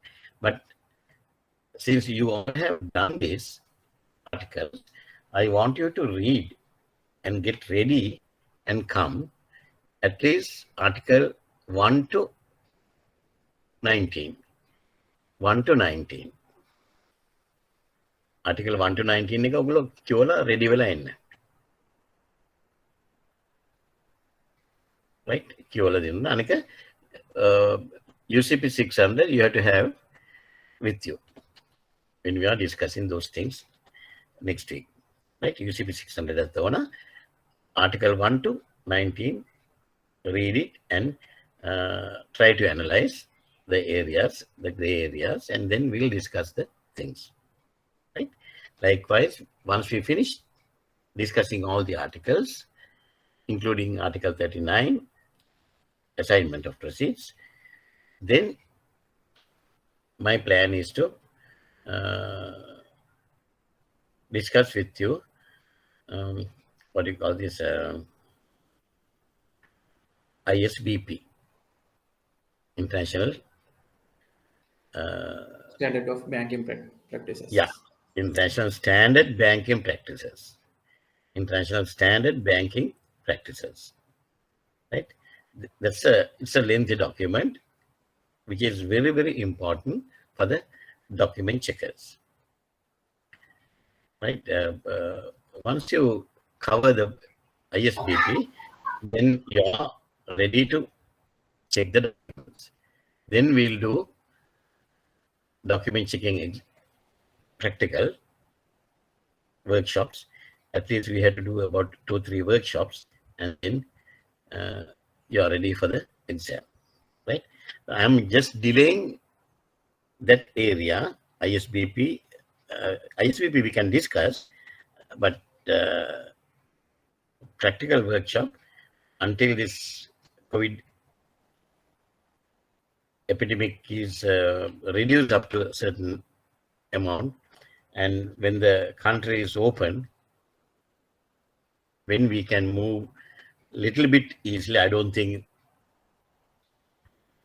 in the near future we will not get any permanent solution. We have to live with it. But at least if we can open out the country, then we can start physical classes at the institute. Then we'll do the document checking practical sessions, right? Document checking practical sessions, you can't do it by Zoom. ඊට කලින්ම ඔයගොල්ලන්ව prepare කරලා තියන්නම්. එතෙන්ට එනකම් the same thing I did for the last time. Last batch එකකට උකම තමයි කළේ. Last batch එකේ නම් මුලදී පටන් ගත්තා මම ළමයිනුත් එක්ක. Halfway country was closed. Then I managed to conduct 3 or 4 document checking classes. Then they set for the exam last month. Right? ඔයගලන්ගේ කුමාරි බලමු දැන් මේක ළමයෙක්වත් මම ඇස් දෙකටවත් දැකලා නැහැ. ඒකෙන්ද අපි ඔය විදිහට plan කරගෙන යමු. Now we will discuss about the Sri Lanka Export Trade Insurance Corporation, STESIC. This organization was established in 1978. 1978-1977 is a very important key turning point in Sri Lanka economy. Why is that? Our market open to the globe. Our market open to the Global Globe. economy. always it was open to the global economy. Can you elaborate it more? Pinpoint. After 1997, 1977, our economy, the system has changed. That was the time when we introduced what? Introduce what type of economy? Oh my God. Open economy. Open economy. Open economy. Mambilla me lamange common sense attemane. Open economy. Right? So with the introduction of open economy, our exports and imports, as a country, we open ourselves to the world. Earlier, what was the economy we had? Restricted or closed economy. Yeah, it was not an entirely closed economy, but up to a certain extent, it was a closed economy. There were government restrictions, imports and exports, right? Various sort of restrictions. I can remember the year was 1962, if I'm correct, 1962. My mother was a teacher, but she was a Girl Guide commissioner and very prominent figure in Girl Guide associations and all. What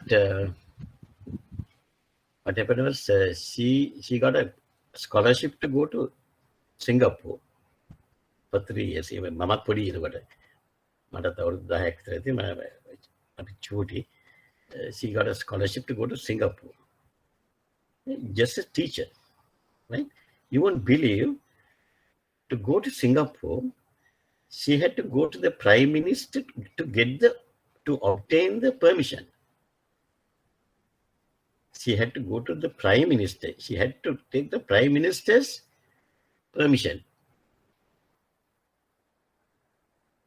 to travel to Singapore and to get the foreign exchange requirement. Foreign exchange requirement is, if I am correct, it was $200 or something. That was a maximum. So we had a time like that. Now after 1977, it was changed. So with the introduction of open economy, Mr. Jayajavardhana wanted to encourage exporters. For that, he got the best person to run that sector, Trade and Industrial Ministry, none other than one of the great politicians we had, Mr. Lalit Athulamudili. You know that? Lalit Athulamudili, right? He was the minister in charge of Trade and Industrial Ministry, right? He introduced all these new concepts, and he's the one who introduced Mahapola scholarships also, right? And he was behind of introducing all these new concepts to Sri Lankan economy. One was SLESIC, Sri Lanka Export Credit Insurance Corporation. EDB was another one, like that, right? This was established in 1978 and incorporated by Act of Parliament, Act number 15 of 1978. Right? The major activities of this organization, now you must be thinking, we are taking insurance when we do import exports. Why we are talking about an additional organization? Why we are talking about additional organization? Sri Lanka Export Credit Insurance Corporation. What for? Can somebody give me the answer? Can somebody give me the answer?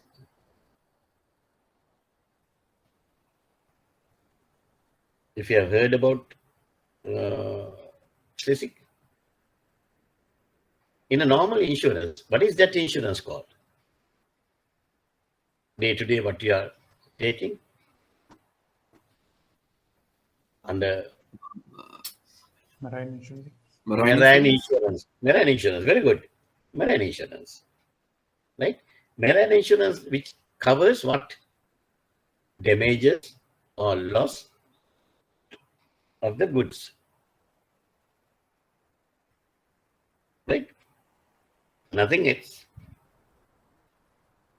If the importer dies,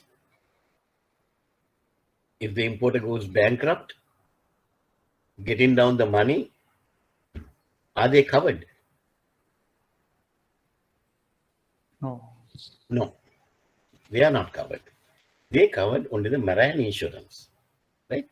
Now, that is why we have all the countries in the world, developed countries, UK, USA, Germany, France, all the European countries, India, China, all these countries are having a similar organization. We are having SLESIC, even SLESIC කියන්නේ අපේ යන SLESIC කියන්නේ Sri Lanka Export Credit Insurance Corporation.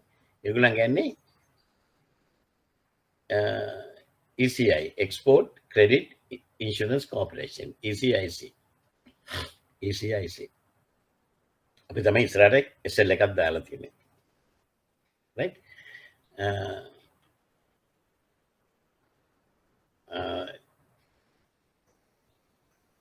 Issue of pre-shipment credit guarantee.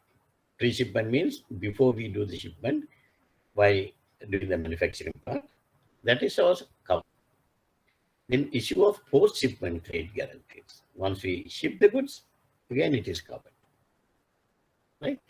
Issue of export production credit guarantees. Issue of export production credit guarantees. Issue of export performance guarantees covering ATA Kane system. Issue of export performance guarantees covering ATA Kane system. Issue of export payment insurance policies. Seller's risk. Out of that, some of the things you can identify. A new name is there, ATA Kane. ATA Kane. Kane get T silent. Huh? What do you mean by ATA Kane? Now, for example, let's see, one of the exporters of gems exporter of gems and jewelry, you want to take gems and jewelry for a foreign exhibition. This the exporter, if he got a invitation, if he got an invitation to participate in one of the trade fairs, maybe Beijing trade fair, Shanghai trade fair, in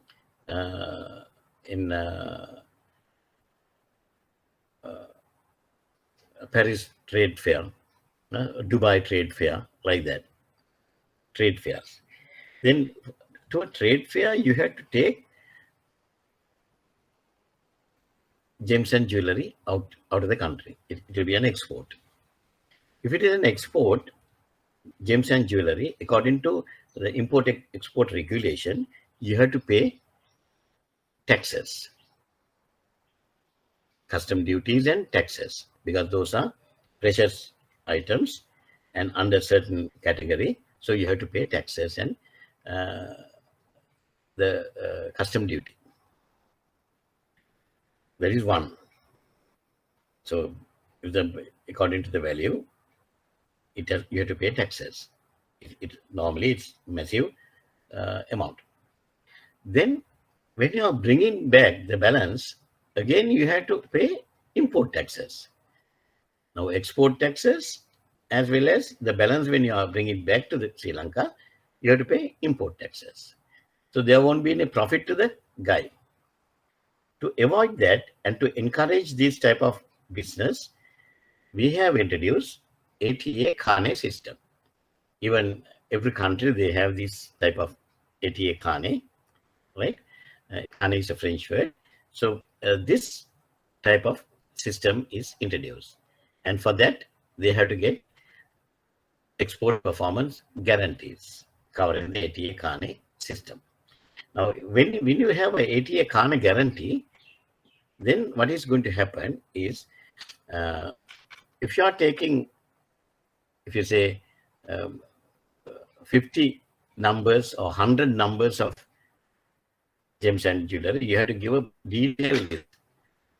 The diameters, then the specifications, right? Then the names, everything you have to give. You have to list out. You have to list out everything. And then the custom people will check all those items, individual items against the list. So once you do the list, you are the one who knows about the price. So you quote the general price, your selling price, and then you will go to SLISIC, Sri Lanka Export Credit Insurance Corporation, and obtain a export performance guarantee covering ATA Kane system, right? So when you go to the customs, when you are going abroad with the packet, මේවල්ල පොඩි box එකක නරන් යන්නේ පොඩි packet එකක් නේ මිලියන billion ගණන් වටිනවා, right? So you produce this ATA Kane guarantee. So the customs will check all these items against individual items and then allow you to take the things out. At the trade fair, you will sell it. And whatever you have sold, you have to immediately remit the money to Sri Lanka. That was the arrangement, right? You have to remit the money to Sri Lanka from one of the exhibition country. From exhibition country, you will remit money to Sri Lanka. And when you are coming back to Sri Lanka, then you have to bring your ATA Kane guarantee, the goods, as well as the remitting advisors. So again, the custom will check. Again, the custom will check, and they will see whether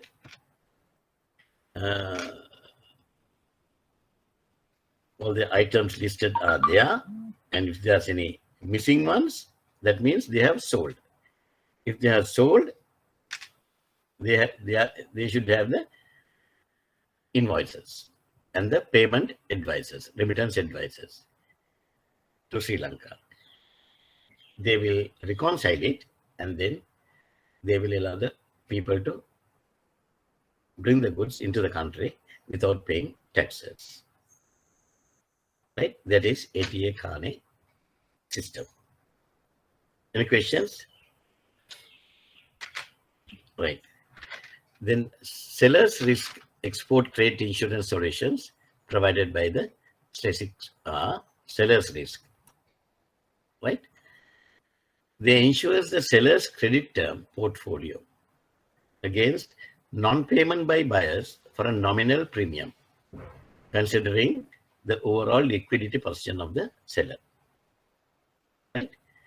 They insure the seller's credit term portfolio against non-payment by the buyers for a nominal premium. මෙහෙම තියනවා නම් හොඳයි නේද? ඔයගොල්ලෝ එක්ස්පෝර්ටර්ස්ලට හරිම ෂෝක් මේක. Right? Then ensures non-payment of specific shipment, specific buyers and countries.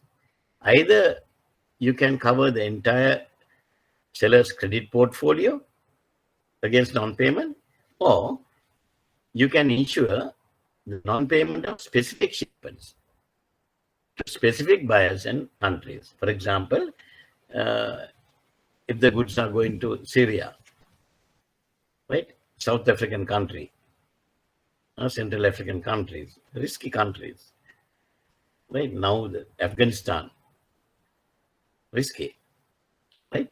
ඒක විතරක් මේ pick and choose system එකට අපිට check කරලා මේ ඒව cover කරගන්න පුළුවන්. Specific shipment to specific buyers or countries. If the buyers are not good also, not repeated, then you can cover those people, right? Now, for example, if you are selling to Marks and Spencer, company like Marks and Spencer, there's no need of covering the buyer's risk. They will never do a thing like that. But if you are dealing with unknown party, better cover yourself, right? Then insures Sri Lankan exporters against non-payment of the shipment. Non-payment of the shipment that are effected from a second country to a third country via Sri Lanka. That is entrepot trade. We learn about entrepot trade. Now, entrepot trade also can be covered under specific guarantees. Right?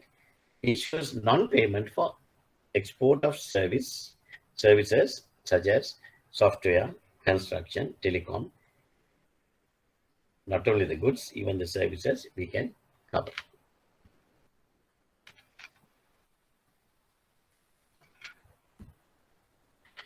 The risks covered are under specific guarantees. What are the risks covered? They will cover the insolvency of the buyer. Insolvency of the buyer. What do you mean by insolvency of the buyer?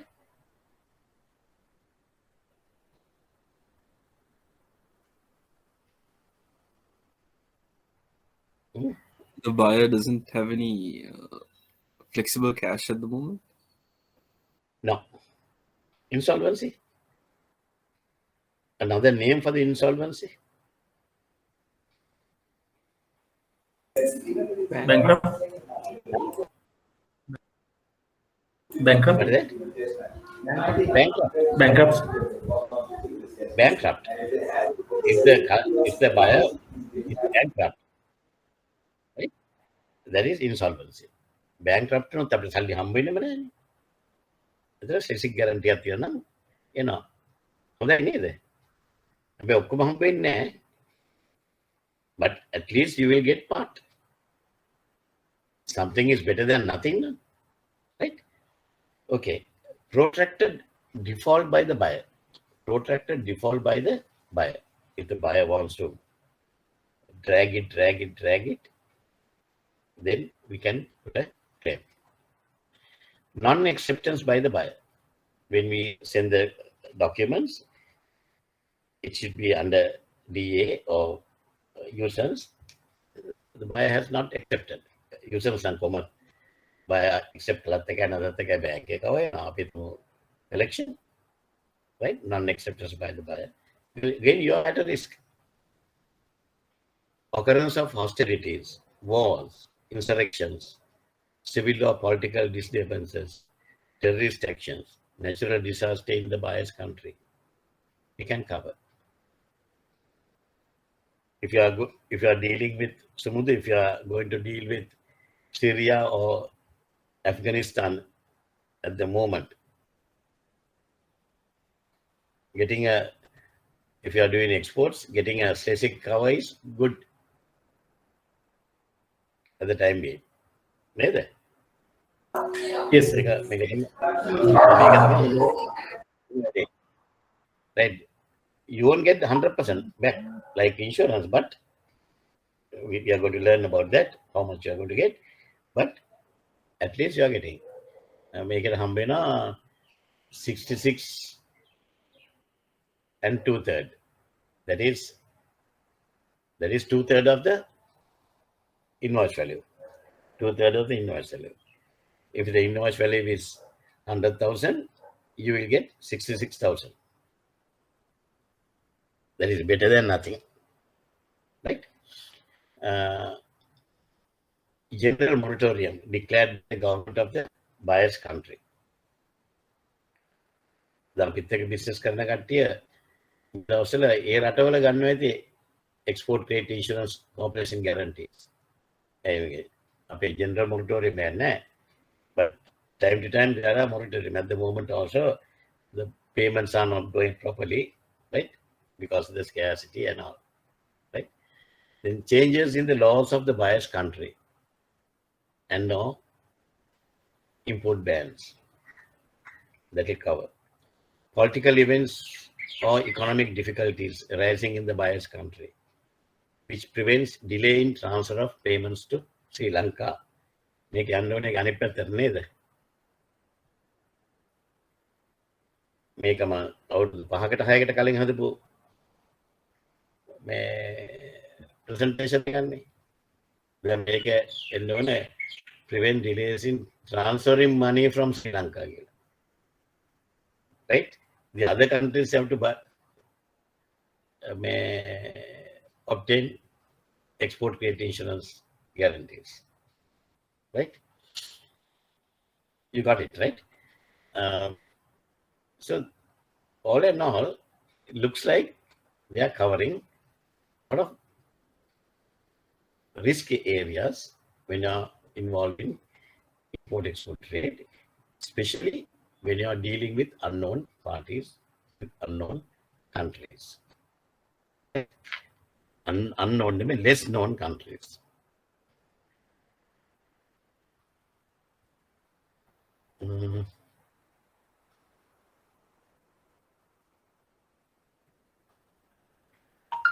2 days back, now I'm deviating from the session to discuss a small thing with you guys.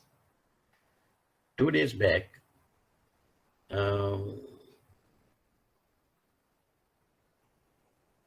Ceylon Chamber of Commerce CEO called me, Ceylon Chamber of Commerce CEO, and asked me to support them to conduct training classes, training courses, or trainings to their importers and exporters, of the bankers, importers and exporters, because nowadays he says their customers are all the importers and exporters. They are complaining of a lot of trade frauds. So he wanted me to talk about trade frauds and discuss any remedial actions with them. Right? One of the things he mentioned was, I was also stunned. He said, even under LC, there are frauds. People are not getting money under LC. Can it be happen? Can it be happen?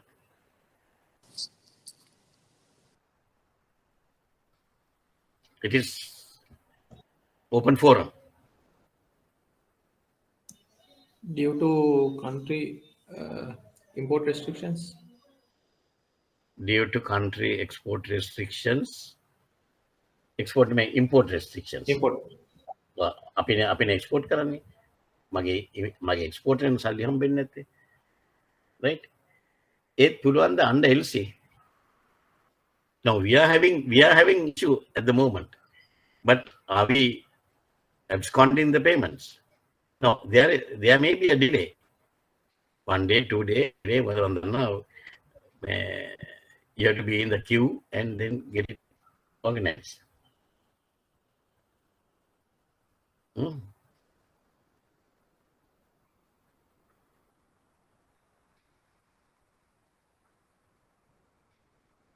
මොකද කරන්නේ?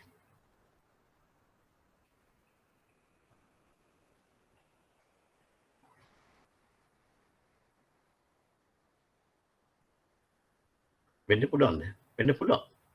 If you are dealing with unknown banks, right? It can be under LC, right? Unknown customers.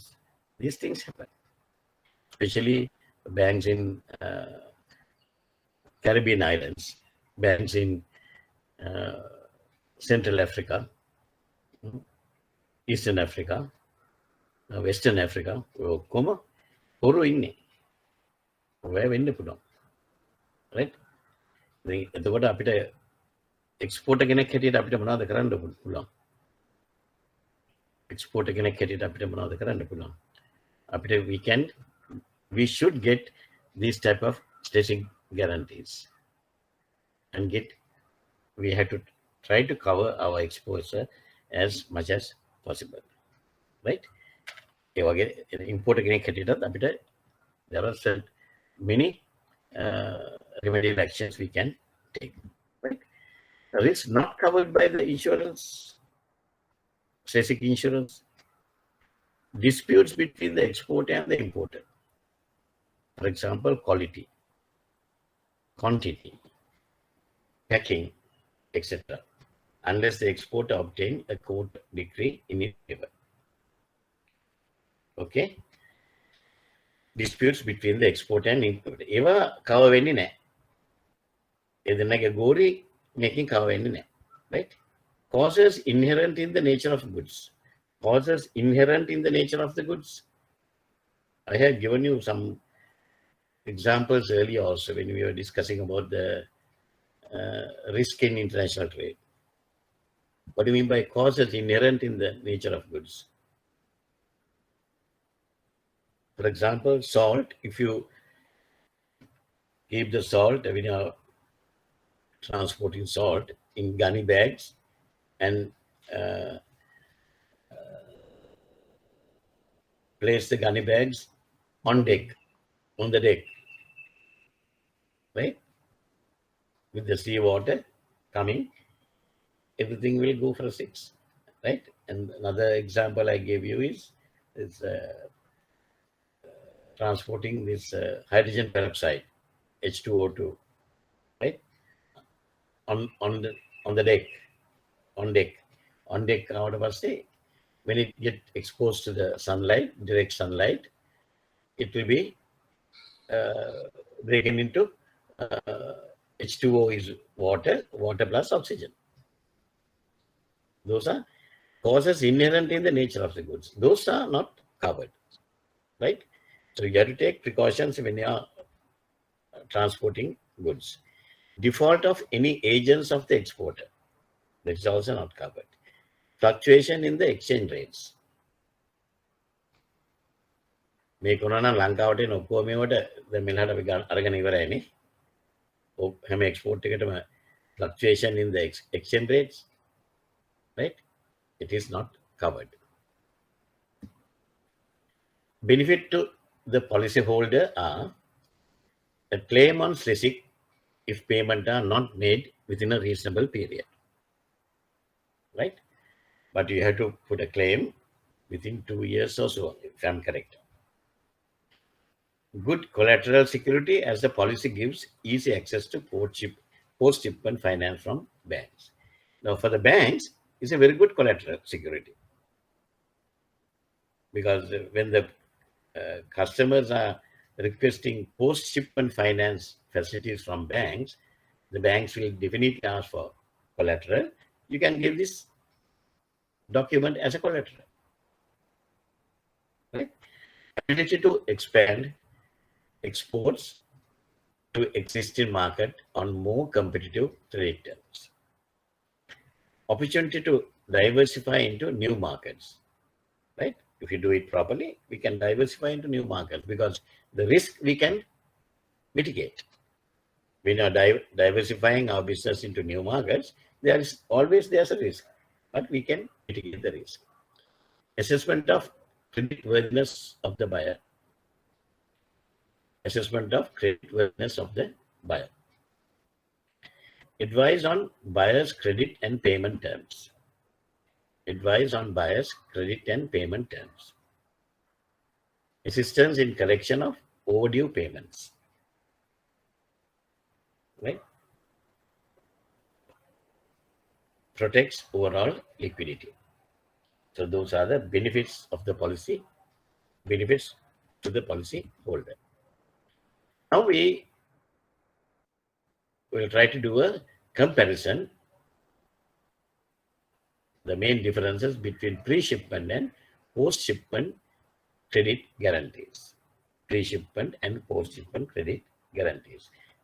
This also sometimes it will come as an question of 8 marks or 10 marks question, right? Because normally the examiners would like to compare this and they want to know whether the students knows about this, the difference between pre-shipment trade guarantees and post-shipment trade guarantees. So this is something very important to you, right? Under pre-shipment trade guarantees, amount guaranteed is 66 2/3 of the guaranteed loss. 66 and 2/3 of guaranteed loss, right? Right.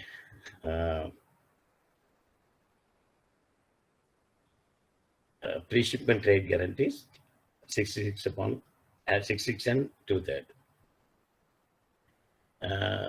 Post-shipment amount guaranteed is 75% of the guaranteed loss.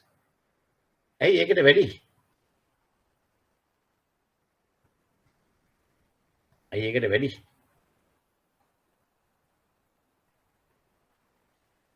Because the production is over, and now we are ship the finished goods. The other one, pre-shipment, production is not completed, right? Pre-shipment. Then under pre-shipment, eligible for the advance granted by the bank for export pre-shipment against DC or confirmed export order. Eligible for the advance granted by the bank for export pre-shipment against DC or confirmed export order. If you have the pre-shipment trade guarantee, yes, you can get. Post-shipment trade guarantees eligible for purchase, negotiation or discount of export bills sent on collection basis or advances against such bills. The man kochara cover කරගන්න පුළුවන්ද කියලා අපිට. Now, when we were discussing about the facility sums, and when I was discussing with you regarding the theory part, I have told you, please, as trade guys, please be careful, take maximum precautions if you are going to discount export bills under collection basis. High risk, because that guy may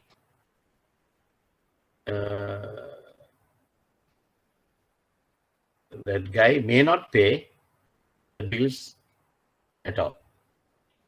There's no hard and fast rule, right? There's no guarantee under collection.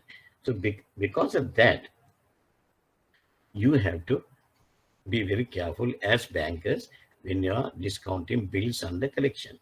But if you have a post-shipment trade guarantee, it will be a good security. So at least we can discount at least 60% of the bill value and give it to the customer. At least 60%, because 75% is guaranteed. 75% then not පුළුවන්. For safe side, 60% in the practical scenario, right? But the bank are in a more comfortable situation, right? The exporter need not have an export payment insurance policy from SLESIC. Pre-shipment trade guarantees, the exporter need not have an export payment insurance policy from SLESIC.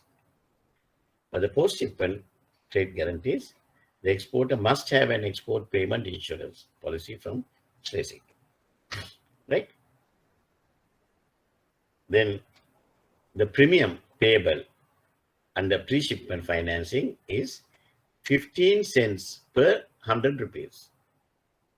Small amount, 15 cents per 100 rupees for AKR guarantees, and 20 cents per US dollar 100 for US dollar guarantees, right? Then post-shipment, the charges are premium payable is 7 cents per 100 because the risk is low, 7 cents. And for US dollar guarantees, 7 cents per dollar, right? The main similarities between the two schemes are application for guarantees should be submitted to SLESIC by the bank proposing to grant the advance. This is a important step. The customer cannot request the guarantee from SLESIC.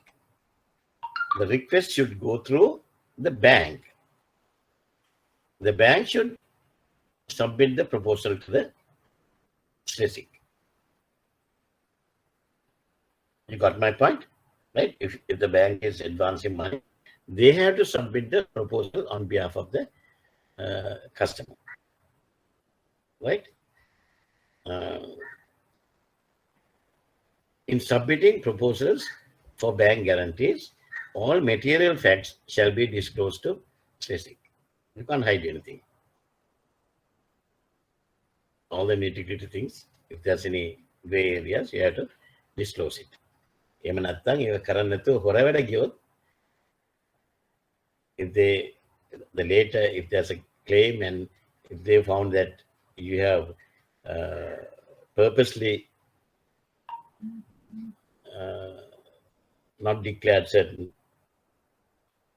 details, they will not pay you a cent, right? These bank guarantees are contracts of insurance, and therefore bank should observe utmost good faith at all times.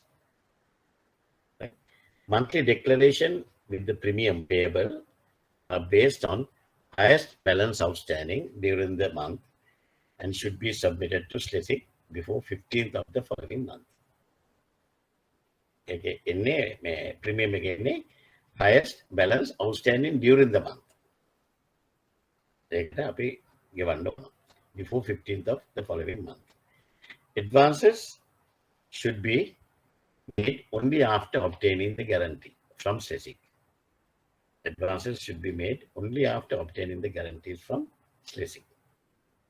Right?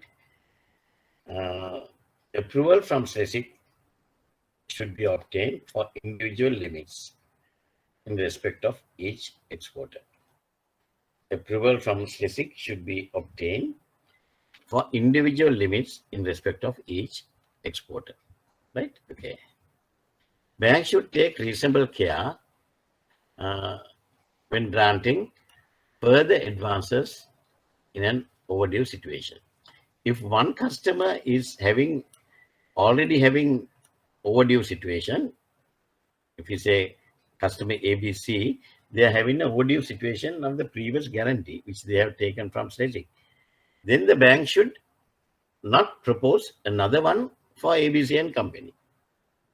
Well, now itself we have seen some red lights, right? Danger lights පත් වෙනවා දැන්. එතකොට අපි මේවා කරන්න හොඳ නැහැ. Any overdue payments should be promptly notified to SLESIC. If the customer is not paying and if there's any overdue payments, it should be notified to the SLESIC. So banks should not work with the customer, they should work with the SLESIC. Renewal proposals should be submitted by bank if they wish to continue with the facility.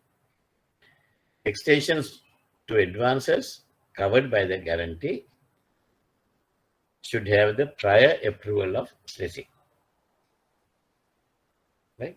Overdue advances should be reported to SLESIC within 30 days.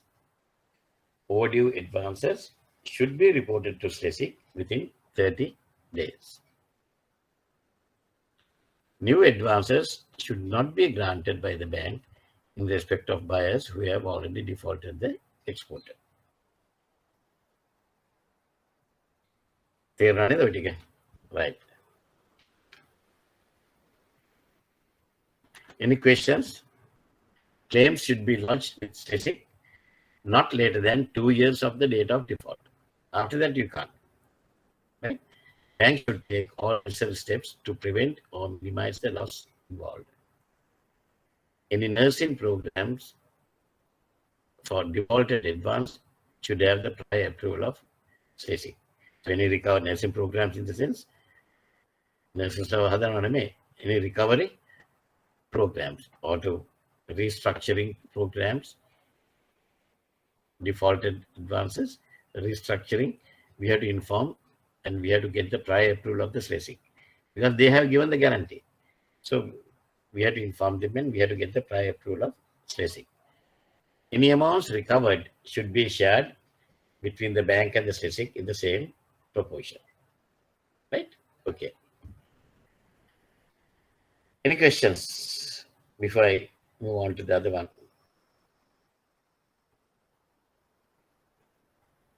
What do you think about the SLESIC? Is it a good thing? What do you think about SLESIC? Is it a good thing or a bad thing? Oh, no idea.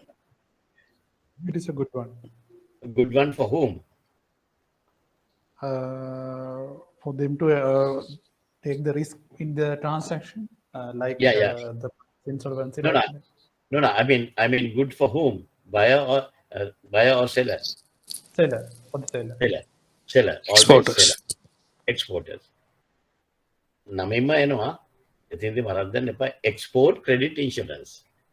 Sri Lanka export credit insurance. Import නෑ. Export credit insurance corporation. This is a very good one. But only thing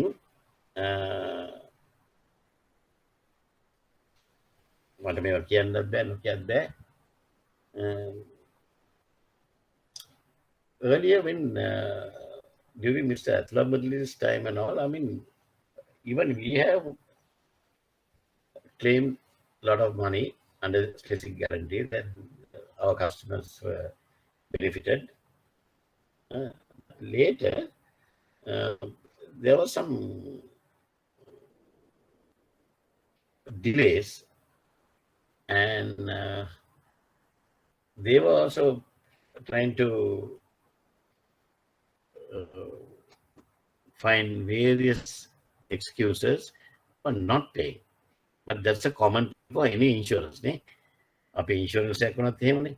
Life insurance not එච්චරම. Right? Then ඒක ඕන්ට වඩා ගියාම you lose the confidence on these organizations. Right? Then ළඟදී නම් කොහොමද කියලා මට කියන්න දෙන්නේ නැහැ. මම දන්නේ නැහැ. But you have to check and say. It's a very good it's food for thought for you people. Right?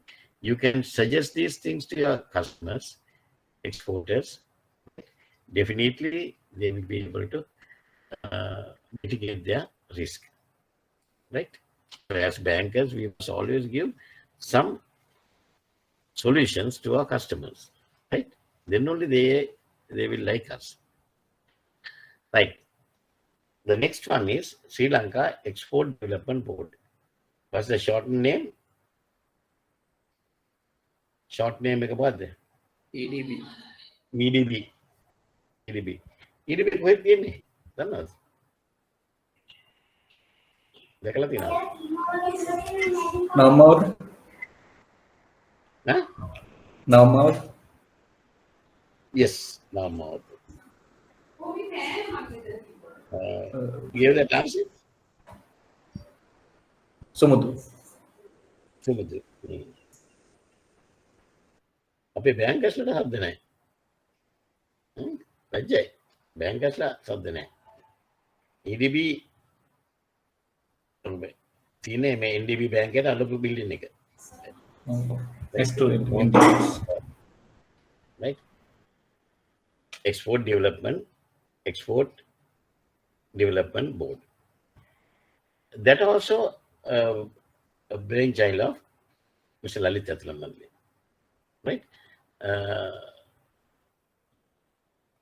It is the Sri Lanka's apex organization for the promotion and development of exports and was established in 1979. Arga 78, Mega 79, under the Sri Lanka Export Development Act number 40.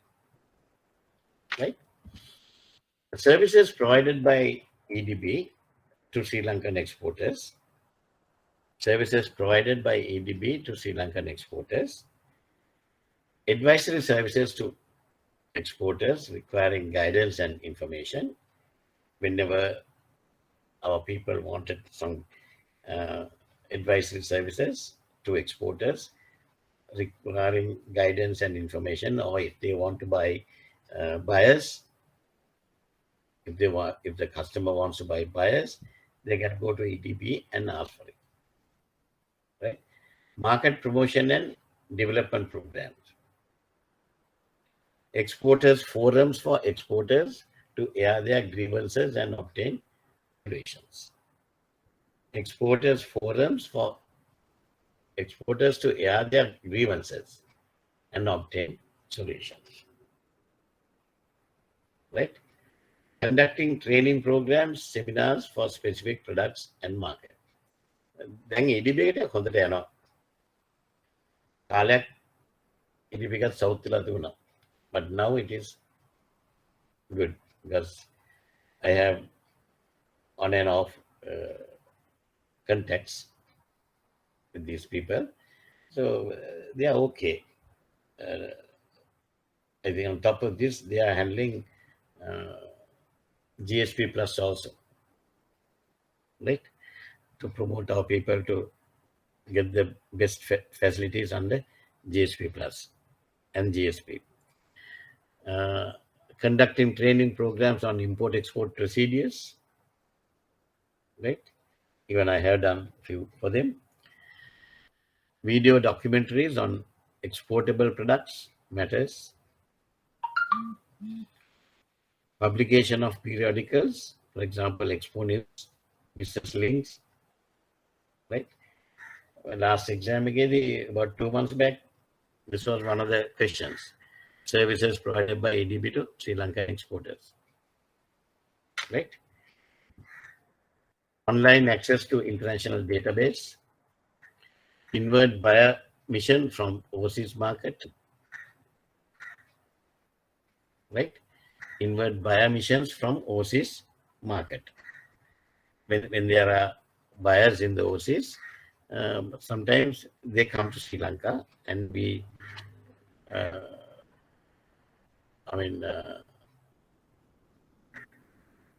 coordinate with our exporters, right? And we allow them to meet each other and discuss the way forward. We want to promote the business. Conducting group sales missions, trade fairs, buyer-seller meets, and contact programs in overseas. Contact programs in overseas. And මේක conducting group sales missions, trade fairs, buyer-seller meets, and contact programs in overseas. Few years back, about 20 years back, about 17 to 20 years back, right? When I was working for HSBC Dubai, every year during the shopping festival period in Dubai, the famous shopping festival period, they used to have international trade fairs, international exhibitions. About 80 countries, nearly 80 countries are participating, right? And Sri Lankan එකේ හැමදාම EDB එකකින් ඒ දවස්වල දානවා. අනේ ලැජ්ජාවේ පණේනවා අපිට එතනට ගියාම මම නිකන් යන්නේ සිංහලෙන් කතාවක් කරන්න නැතුව. කතා කළාමත් අපිට ලැජ්ජා එක දැක්කම. මේ ඉන්දියන් කාර්යයක් වගේ ගිහලා තමයි බලලා අන්තම් දුට්ට බහැලා යන්නේ. මොකද කතා කරන්නවත් ගියොත් ඒකත් ලැජ්ජා හිතෙනවා. They set up stalls. අපේ කොච්චර තියෙනවද ස්පයිසස් අරනවා මේ ඔක්කොම. හරියට මේ ඉලිබි මේකවල තියෙන හරියට මේ CW එකේ මේ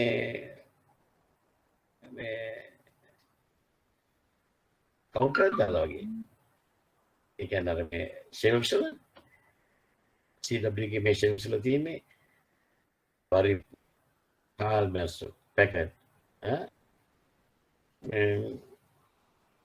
මොකද ඩුබායි වගේ රටකට can you sell dal to them kilo එකක් 2 dirhams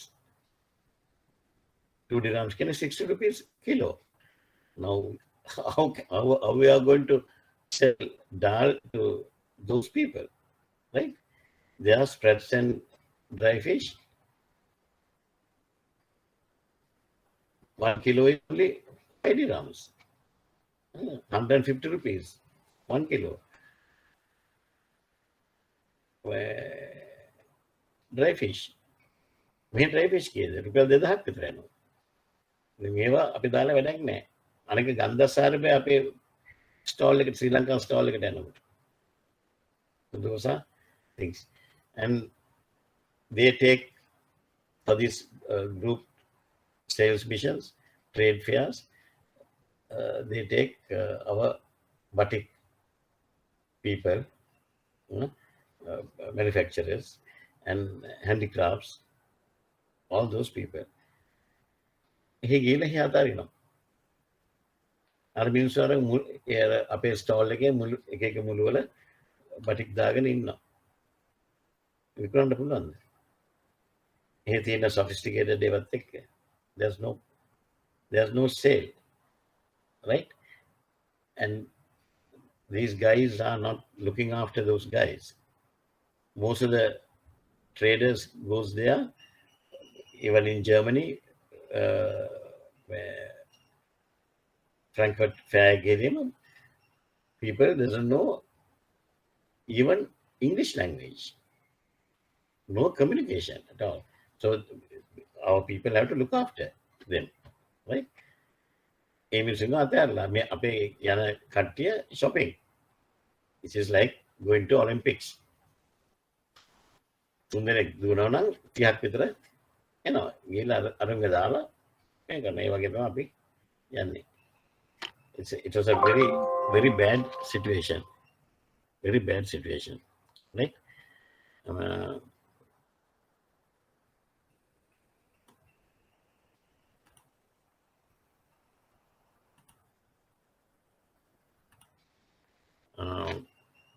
ඒකින්ද ඔයාගේ තත්ත්වයක් කියන දැන් කොහොමද කියලා මම දන්නේ නැහැ.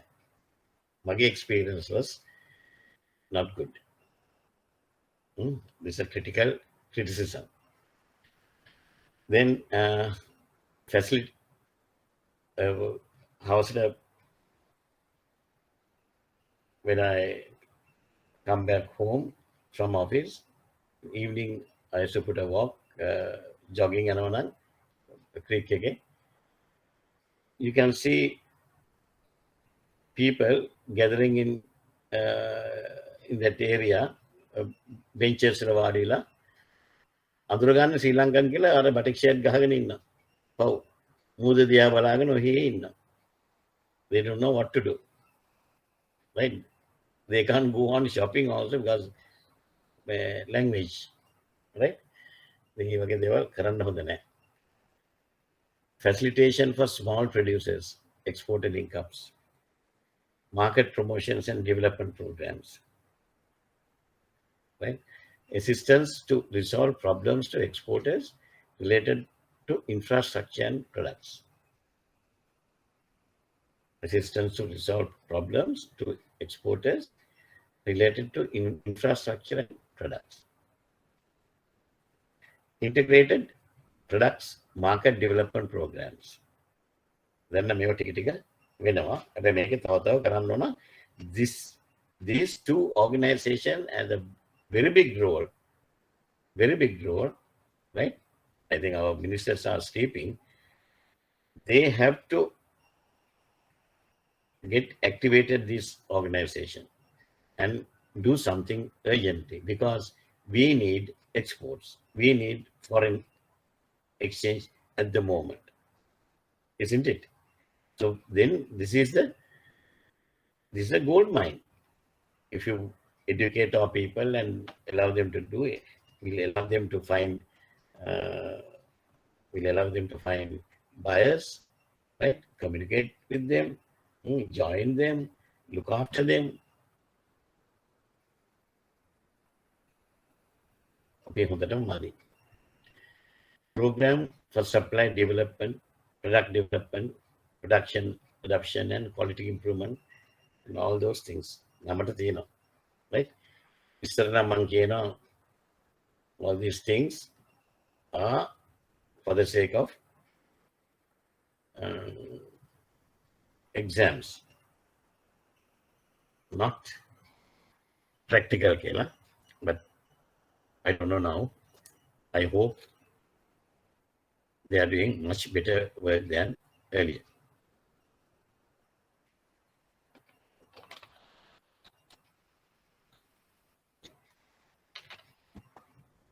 Right. Chamber of, before I go to Chamber of Commerce, any questions on EDB? Any questions on EDB?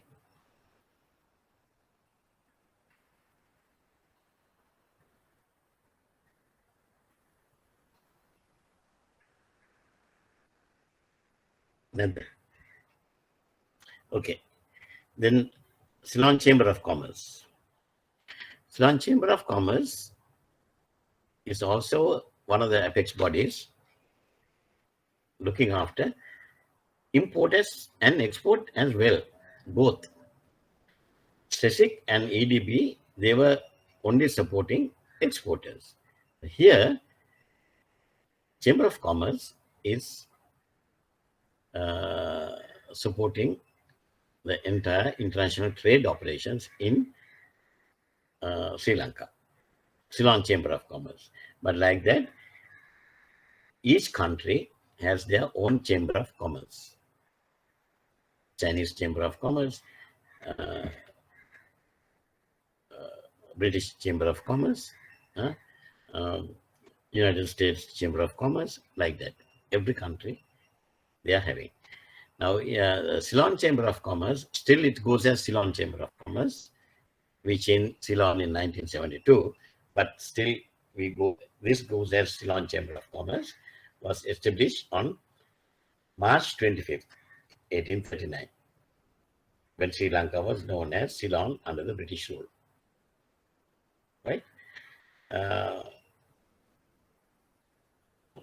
In Annam Stuart Mackenzie, then the governor of Ceylon, was instrumental to founded the Ceylon Chamber of Commerce as he was keenly interested in promoting agriculture and trade in Ceylon.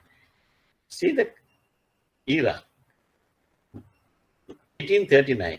1839, what was the main crop the Britishers have introduced to us? 1839. What is the main crop? Coffee. Coffee. I was waiting for the answer from you guys. Tea. No. Tea was introduced to Sri Lanka in either 1941 or 42. 40s, 41, 42, ඒක තමයි tea ආවේ. ඊට කලින් they have introduced coffee. Coffee was our main export product. Right? ඊට පස්සේ coffee වලට germ එකක් ආවා, bacteria එකක් ඇවිල්ලා entire coffee plantation was ruined. Then only they introduced tea. Right? Because people lost very big amounts coffee planters. Right? The estate they lost heavily. Then the British government introduced in place of tea, coffee, they introduced tea. So why they have found this organization in 1839 was they wanted to enlist the coffee planters, manufacturers, and the exporters. All of them were their own people, British guys. Their own people, right? Then subsequently in 1895, the chamber was incorporated by the then Legislative Council under Ceylon Chamber of Commerce, Ordinance number 10 of 1895. Right? The business services provided to exporters make it was very much similar to some of the services provided to exporters by EDB. Very much similar. But these people are doing a better job. That's why the CEO asked me about 2 days back.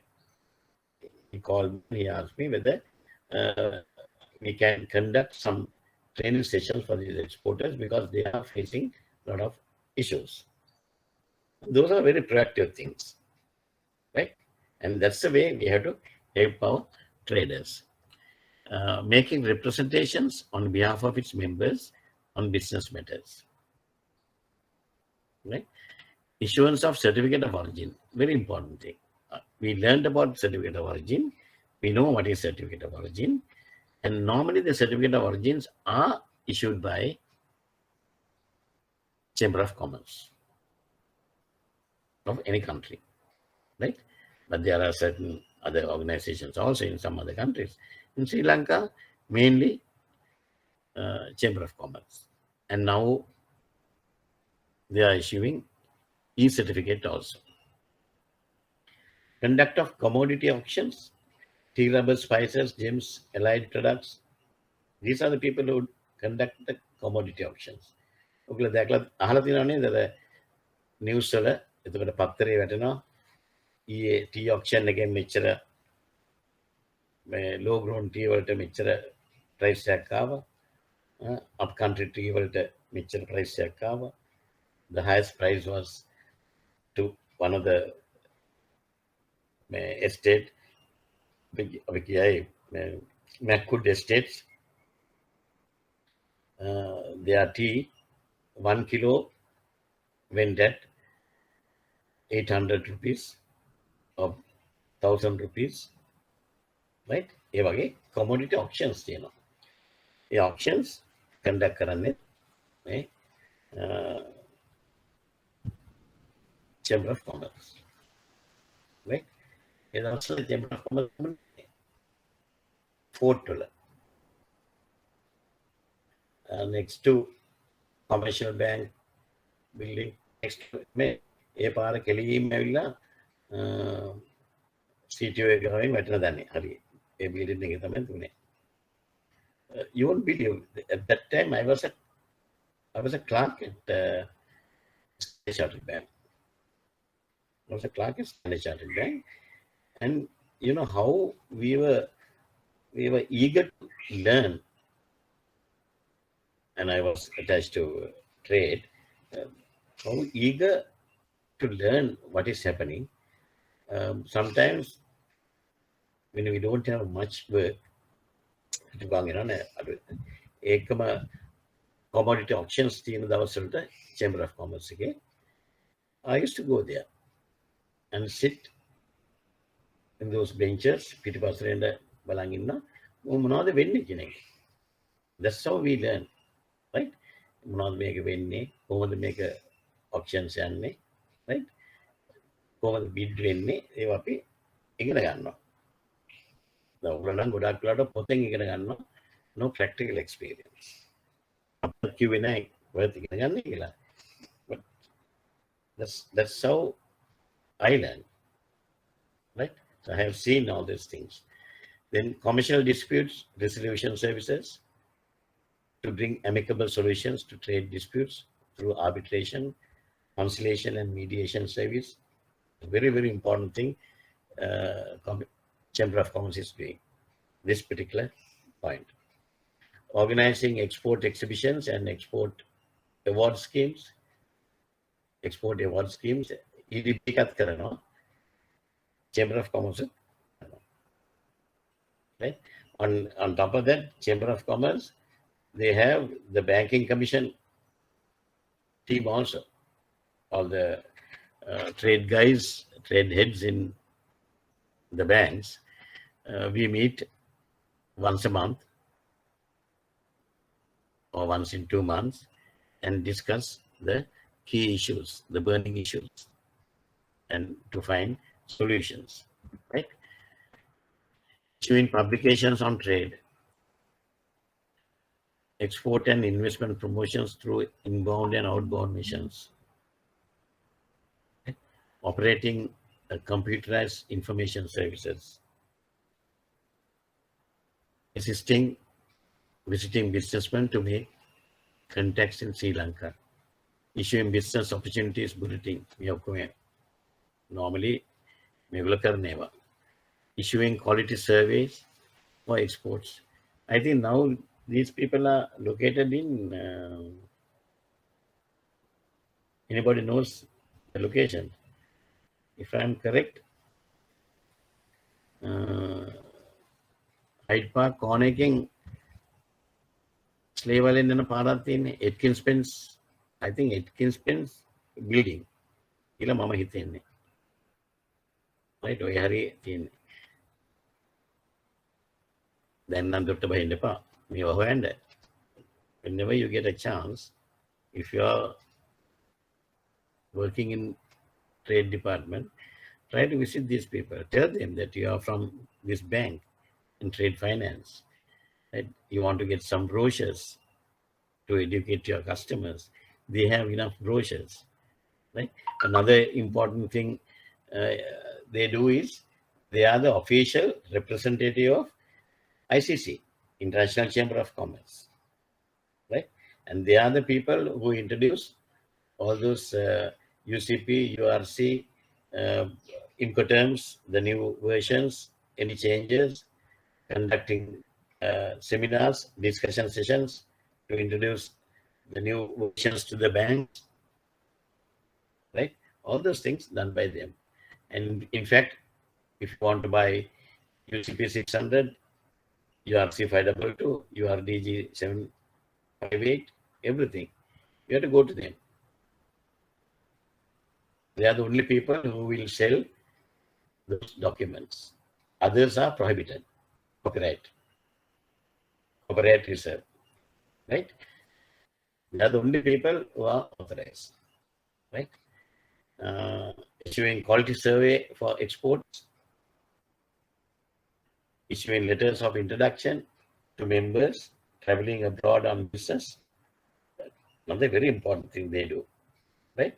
when a customer going abroad for business trip, on a business trip, they issue a letter of introduction to say, Mr.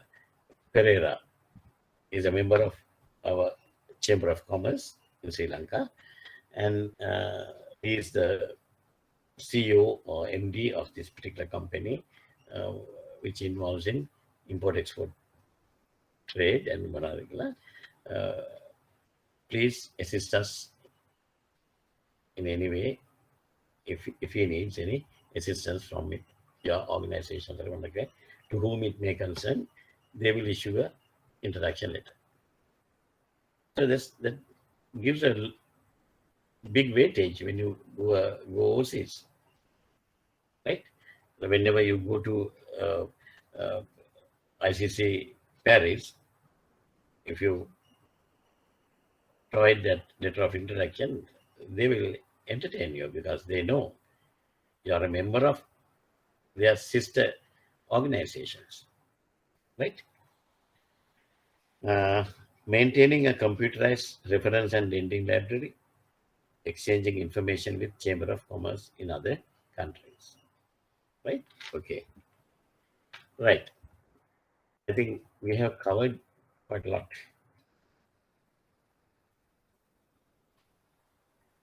If you don't have any questions, if you have any questions, let me finish that one. After that, I want to go back to the Forex questions. I'm not going to do the questions, just to discuss with you if you have any issues. Before that, do you have any questions on EDB, then SLESIC, and Chamber of Commerce, right? And entrepot trade.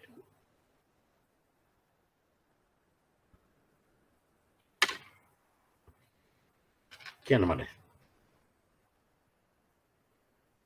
මොකද නැද්ද ළමයින්ට ඇහෙන්නේ නැද්ද? ඔයාලා මාව ඇහෙනවද? Yes, sir. Right, okay. Good. Right. Shall we then අපි question number 5 හැදුවා. මේක කළා. question number 6 එකේ මොන හරි දෙයක් තියෙනවද? එතකොට මට ලේසි කෙලින්ම ඔයගොල්ලොත් එක්ක ඔයගොල්ලන්ට ගණන් ටික දීලා තියෙනවා. ඔයගොල්ලෝ ගණන් ටික හදන්න. හදලා ඔක්කොම කරලා තියාගන්න. Don't miss this one. Don't miss this one, right? අර කවුද ප්‍රොජෙක්ට් කිව්වා නේද මට අර ජාතියව දෙන්න එපා කියලා. මට දැන් ඒව කිව්වට පස්සේ දෙන්නම හිතෙනවා.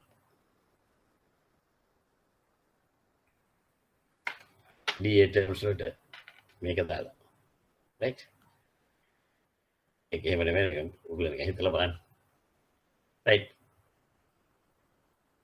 Can you go through this page? One of your valued customer, Unique Lanka Limited, Colombo is an exporter of garments to a buyer in Germany. They have entered into the forward exchange contract with your bank for the following transaction in euro on 10th April 2017. An export order on site DP terms.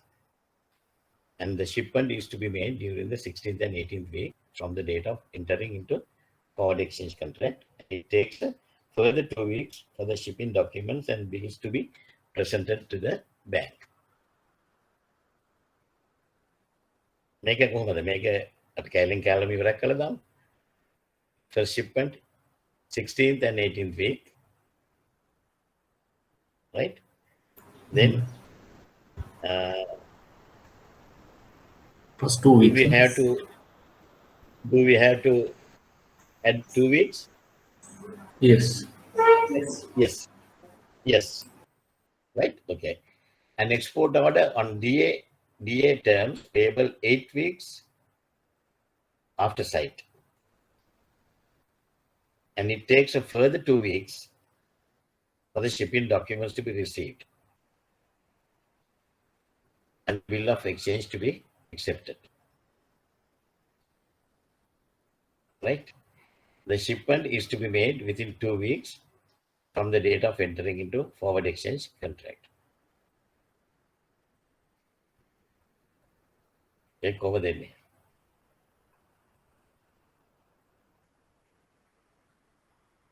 Only 10 weeks? Only 10 weeks? 2 plus 8. 10 weeks. Why? What happened to we the had, other? 2 weeks. What about it takes further 2 weeks for the shipping documents to be received? We want to add 2 weeks because DA terms payable 8 weeks after sight, not for shipment date. It calculates from documents received date.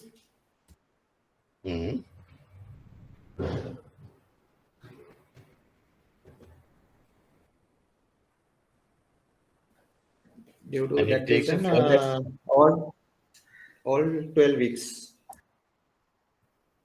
So one guy said 10 weeks. Another one said 12 weeks. Which is correct?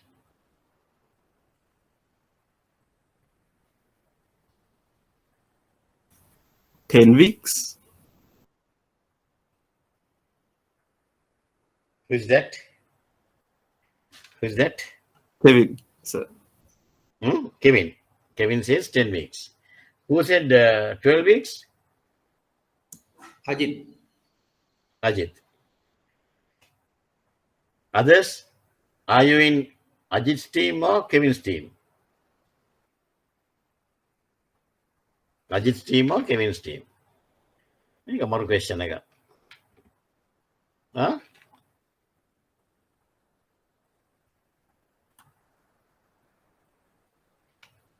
Tushar? I think Ajit is right. That means 12 or Yes, 10? 12. Huh? 12. 12. Dinesh? 10 weeks. Huh? 10 weeks. Yes. 10 weeks. Right. What is the correct thing?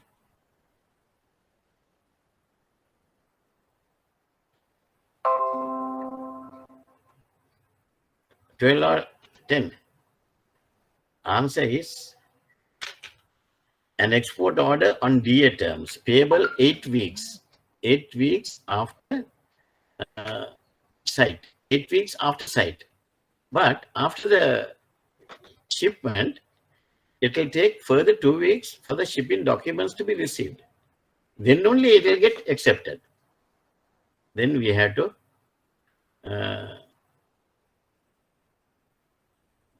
add that 2 weeks to the 8-week period. And the shipment will be done within 2 weeks from the date of entering into the forward exchange contract. Right? There are 2 plus 2 plus 8, 12 weeks. Right? Right? So can you explain a bit of how this goes? How we are going to add? Oh, yeah. An export order on DA terms payable 8 weeks after sight. That means first you have to receive the bill, then only you have to accept it. Is it clear? Is it clear? Yes, sir. Yes. Right? Then, so that means how long it will take to receive the document from the shipment date? 2 weeks. Further 2 weeks for the shipping documents to be received and bill of exchange to be accepted. So from the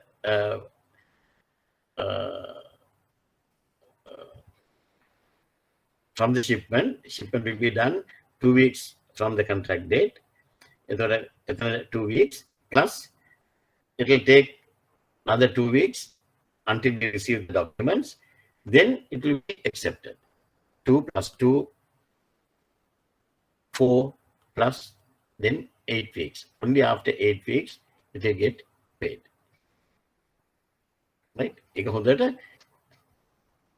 ඇඳ ගන්න පොඩි මේ rough ඉරක් ගහලා mark කරලා තියාගන්න. උගන්ට කරන්න පුළුවන්. The foreign exchange rate we have given, right? The customer subsequently agreed with your buyer the shipment to be made on DA terms to cancel the order on 21st June, right? So then the cancellation is there, can do it, right? Calculate the exchange rate for the first export shipment, calculate the exchange rate for the second export shipment, calculate the rate that will be applied for the purpose of cancellation, and write a short note on foreign exchange option contracts highlighting the specific role to international trade. ඒකත් ලියන්න අර අපි කරපු ඉගෙන ගත්ත theory වලින් මේක ගන්න පුළුවන් ලේසියෙන්ම මේ කරපු ගණන් වලටත් එක්ක ලස්සනට පොඩි ෂෝට් නෝට් එකක් උගන්න කරන්න පුළුවන්. Right? Okay. Question number 7.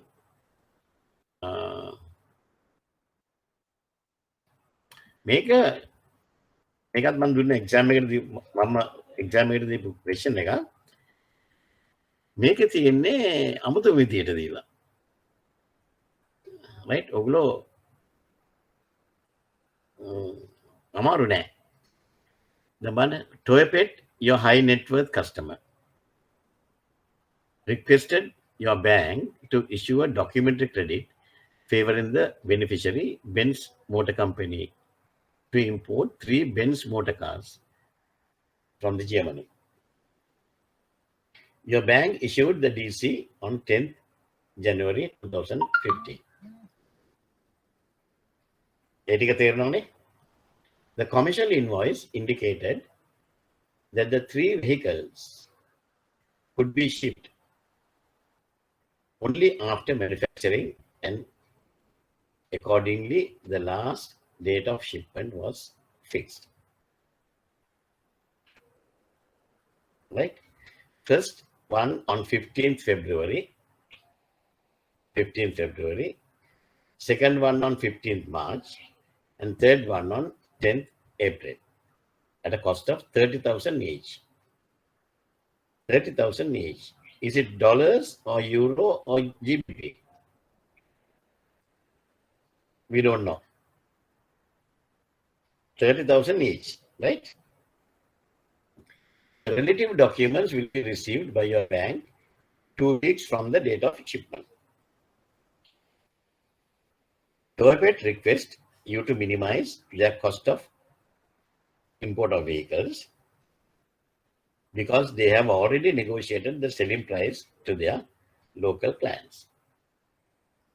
It's obvious when you are going to sell the Benz motor car, it's a high prices, so you have to fix the price. Otherwise, by the time you receive the goods on 15th March, right, the prices may have gone up. So you won't be able to meet to the what do you call this? Your pro forma invoice value, right? Because of that, you have to enter into forward contracts, right? On your advice, Toypet company agreed to establish 3 forward exchange contracts on account for each vehicle to be imported. The foreign exchange rates on 10th January 2015 were as follows. මේටික දීලා තියෙනවා. දැන් 30,000 price එක මොකක්ද කියලා අපි දන්නේ නැහැ. Right? The question එක දීලා තියෙන්නේ මෙහෙම. If the commercial invoice was in US dollars, if the commercial invoice was in US dollars, then what are the rates. Calculate the exchange rate you could give on the first shipment, an ATR value. Calculate the exchange rate you could give on the second shipment, third shipment, and then calculate the total cost of import to Toyota. If the commercial invoice was in euro, එතකොට අපිට dollar ATR උත් කරලා අපි දැන් කරපු ගණන් වගේ then we had to do euro dollars and then euro LKR. The first one was very easy, straightforward. කෙලින්ම dollar LKR. Dollar LKR එක තමයි යන්නේ. Right? For example, is a first shipment එකම we have entered into the contract. The bank issued the DC on 10th January. 3 vehicles could be shipped. And first on 15th February. 15th February. කියන්නේ කවද්ද? 1 month fixed, 1 month option. First one on 15th February. The DC issue kale 10th January. You got it 15th February and first one. අපි forward contract එකට එනවනම් කොහමද එන්නේ? 1 month fixed, 1 month option. 1 month fixed, 1 month option. Very good. 1 month fixed, 1 month option. දැන් ඒක මේක ඇවිල්ලා 5 weeks එන්නේ නේ. අපි ඒතර 5 weeks plus තව තියෙනවද? Relative documents will be received by your bank 2 weeks from the date of shipment. 5 plus 2, 7. 7 means 1 month fixed, 1 month option. 1 month fixed, 1 month option. Then straight away US dollar LKR. What is the මේක import එකන්නේ? import එක ගන්න අපි ගෙවන්න ඕනේ මොකෙන්ද? selling or buying? Import, selling or buying? Selling. Then dollar LKR is what's the rate? 130, 70. 1 month fixed, 1 month option.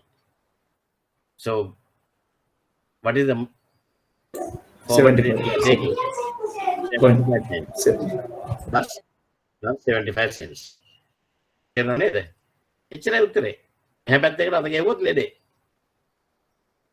දැන් මේකේ ඔක්කොම උත්තර එන්නේ ඔය විදිහට. ෆස්ට් පාර්ට් එකේ. ඉතින් 3 6 ලකුණු 10ක් නිකම්ම එනවා. අර 1 මාර්ක් එක නම් අර තුනේ ටෝටල් එක එකතු ගන්න තියෙන්නේ. right? අනිත් එකේදී ඩොලර් LKR කරලා then you have to do it with the dollar euro, right? Okay, we'll call it a day. Right? Then meeting කරගෙන ඉන්න ඔක්කොම කරගෙන ඇවිල්ලා අපි next week we'll meet and we'll do at least 1 or 2 sums. And what I told you, next week I'm going to do one more session. එහෙම නැත්නම් මම කෙලින්ම පටන් ගන්නවා ඔයගොල්ලොත් එක්ක discussing the UCP 600 from article 1 until 19. Please study and be prepared, and when you are coming to the class you should have the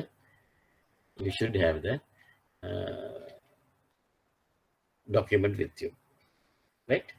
Then we will discuss what all the nitty-gritty things. ඒක තමයි important දේ as a trade practitioners, right? Okay, fine. Thank you very much, and we'll meet next week.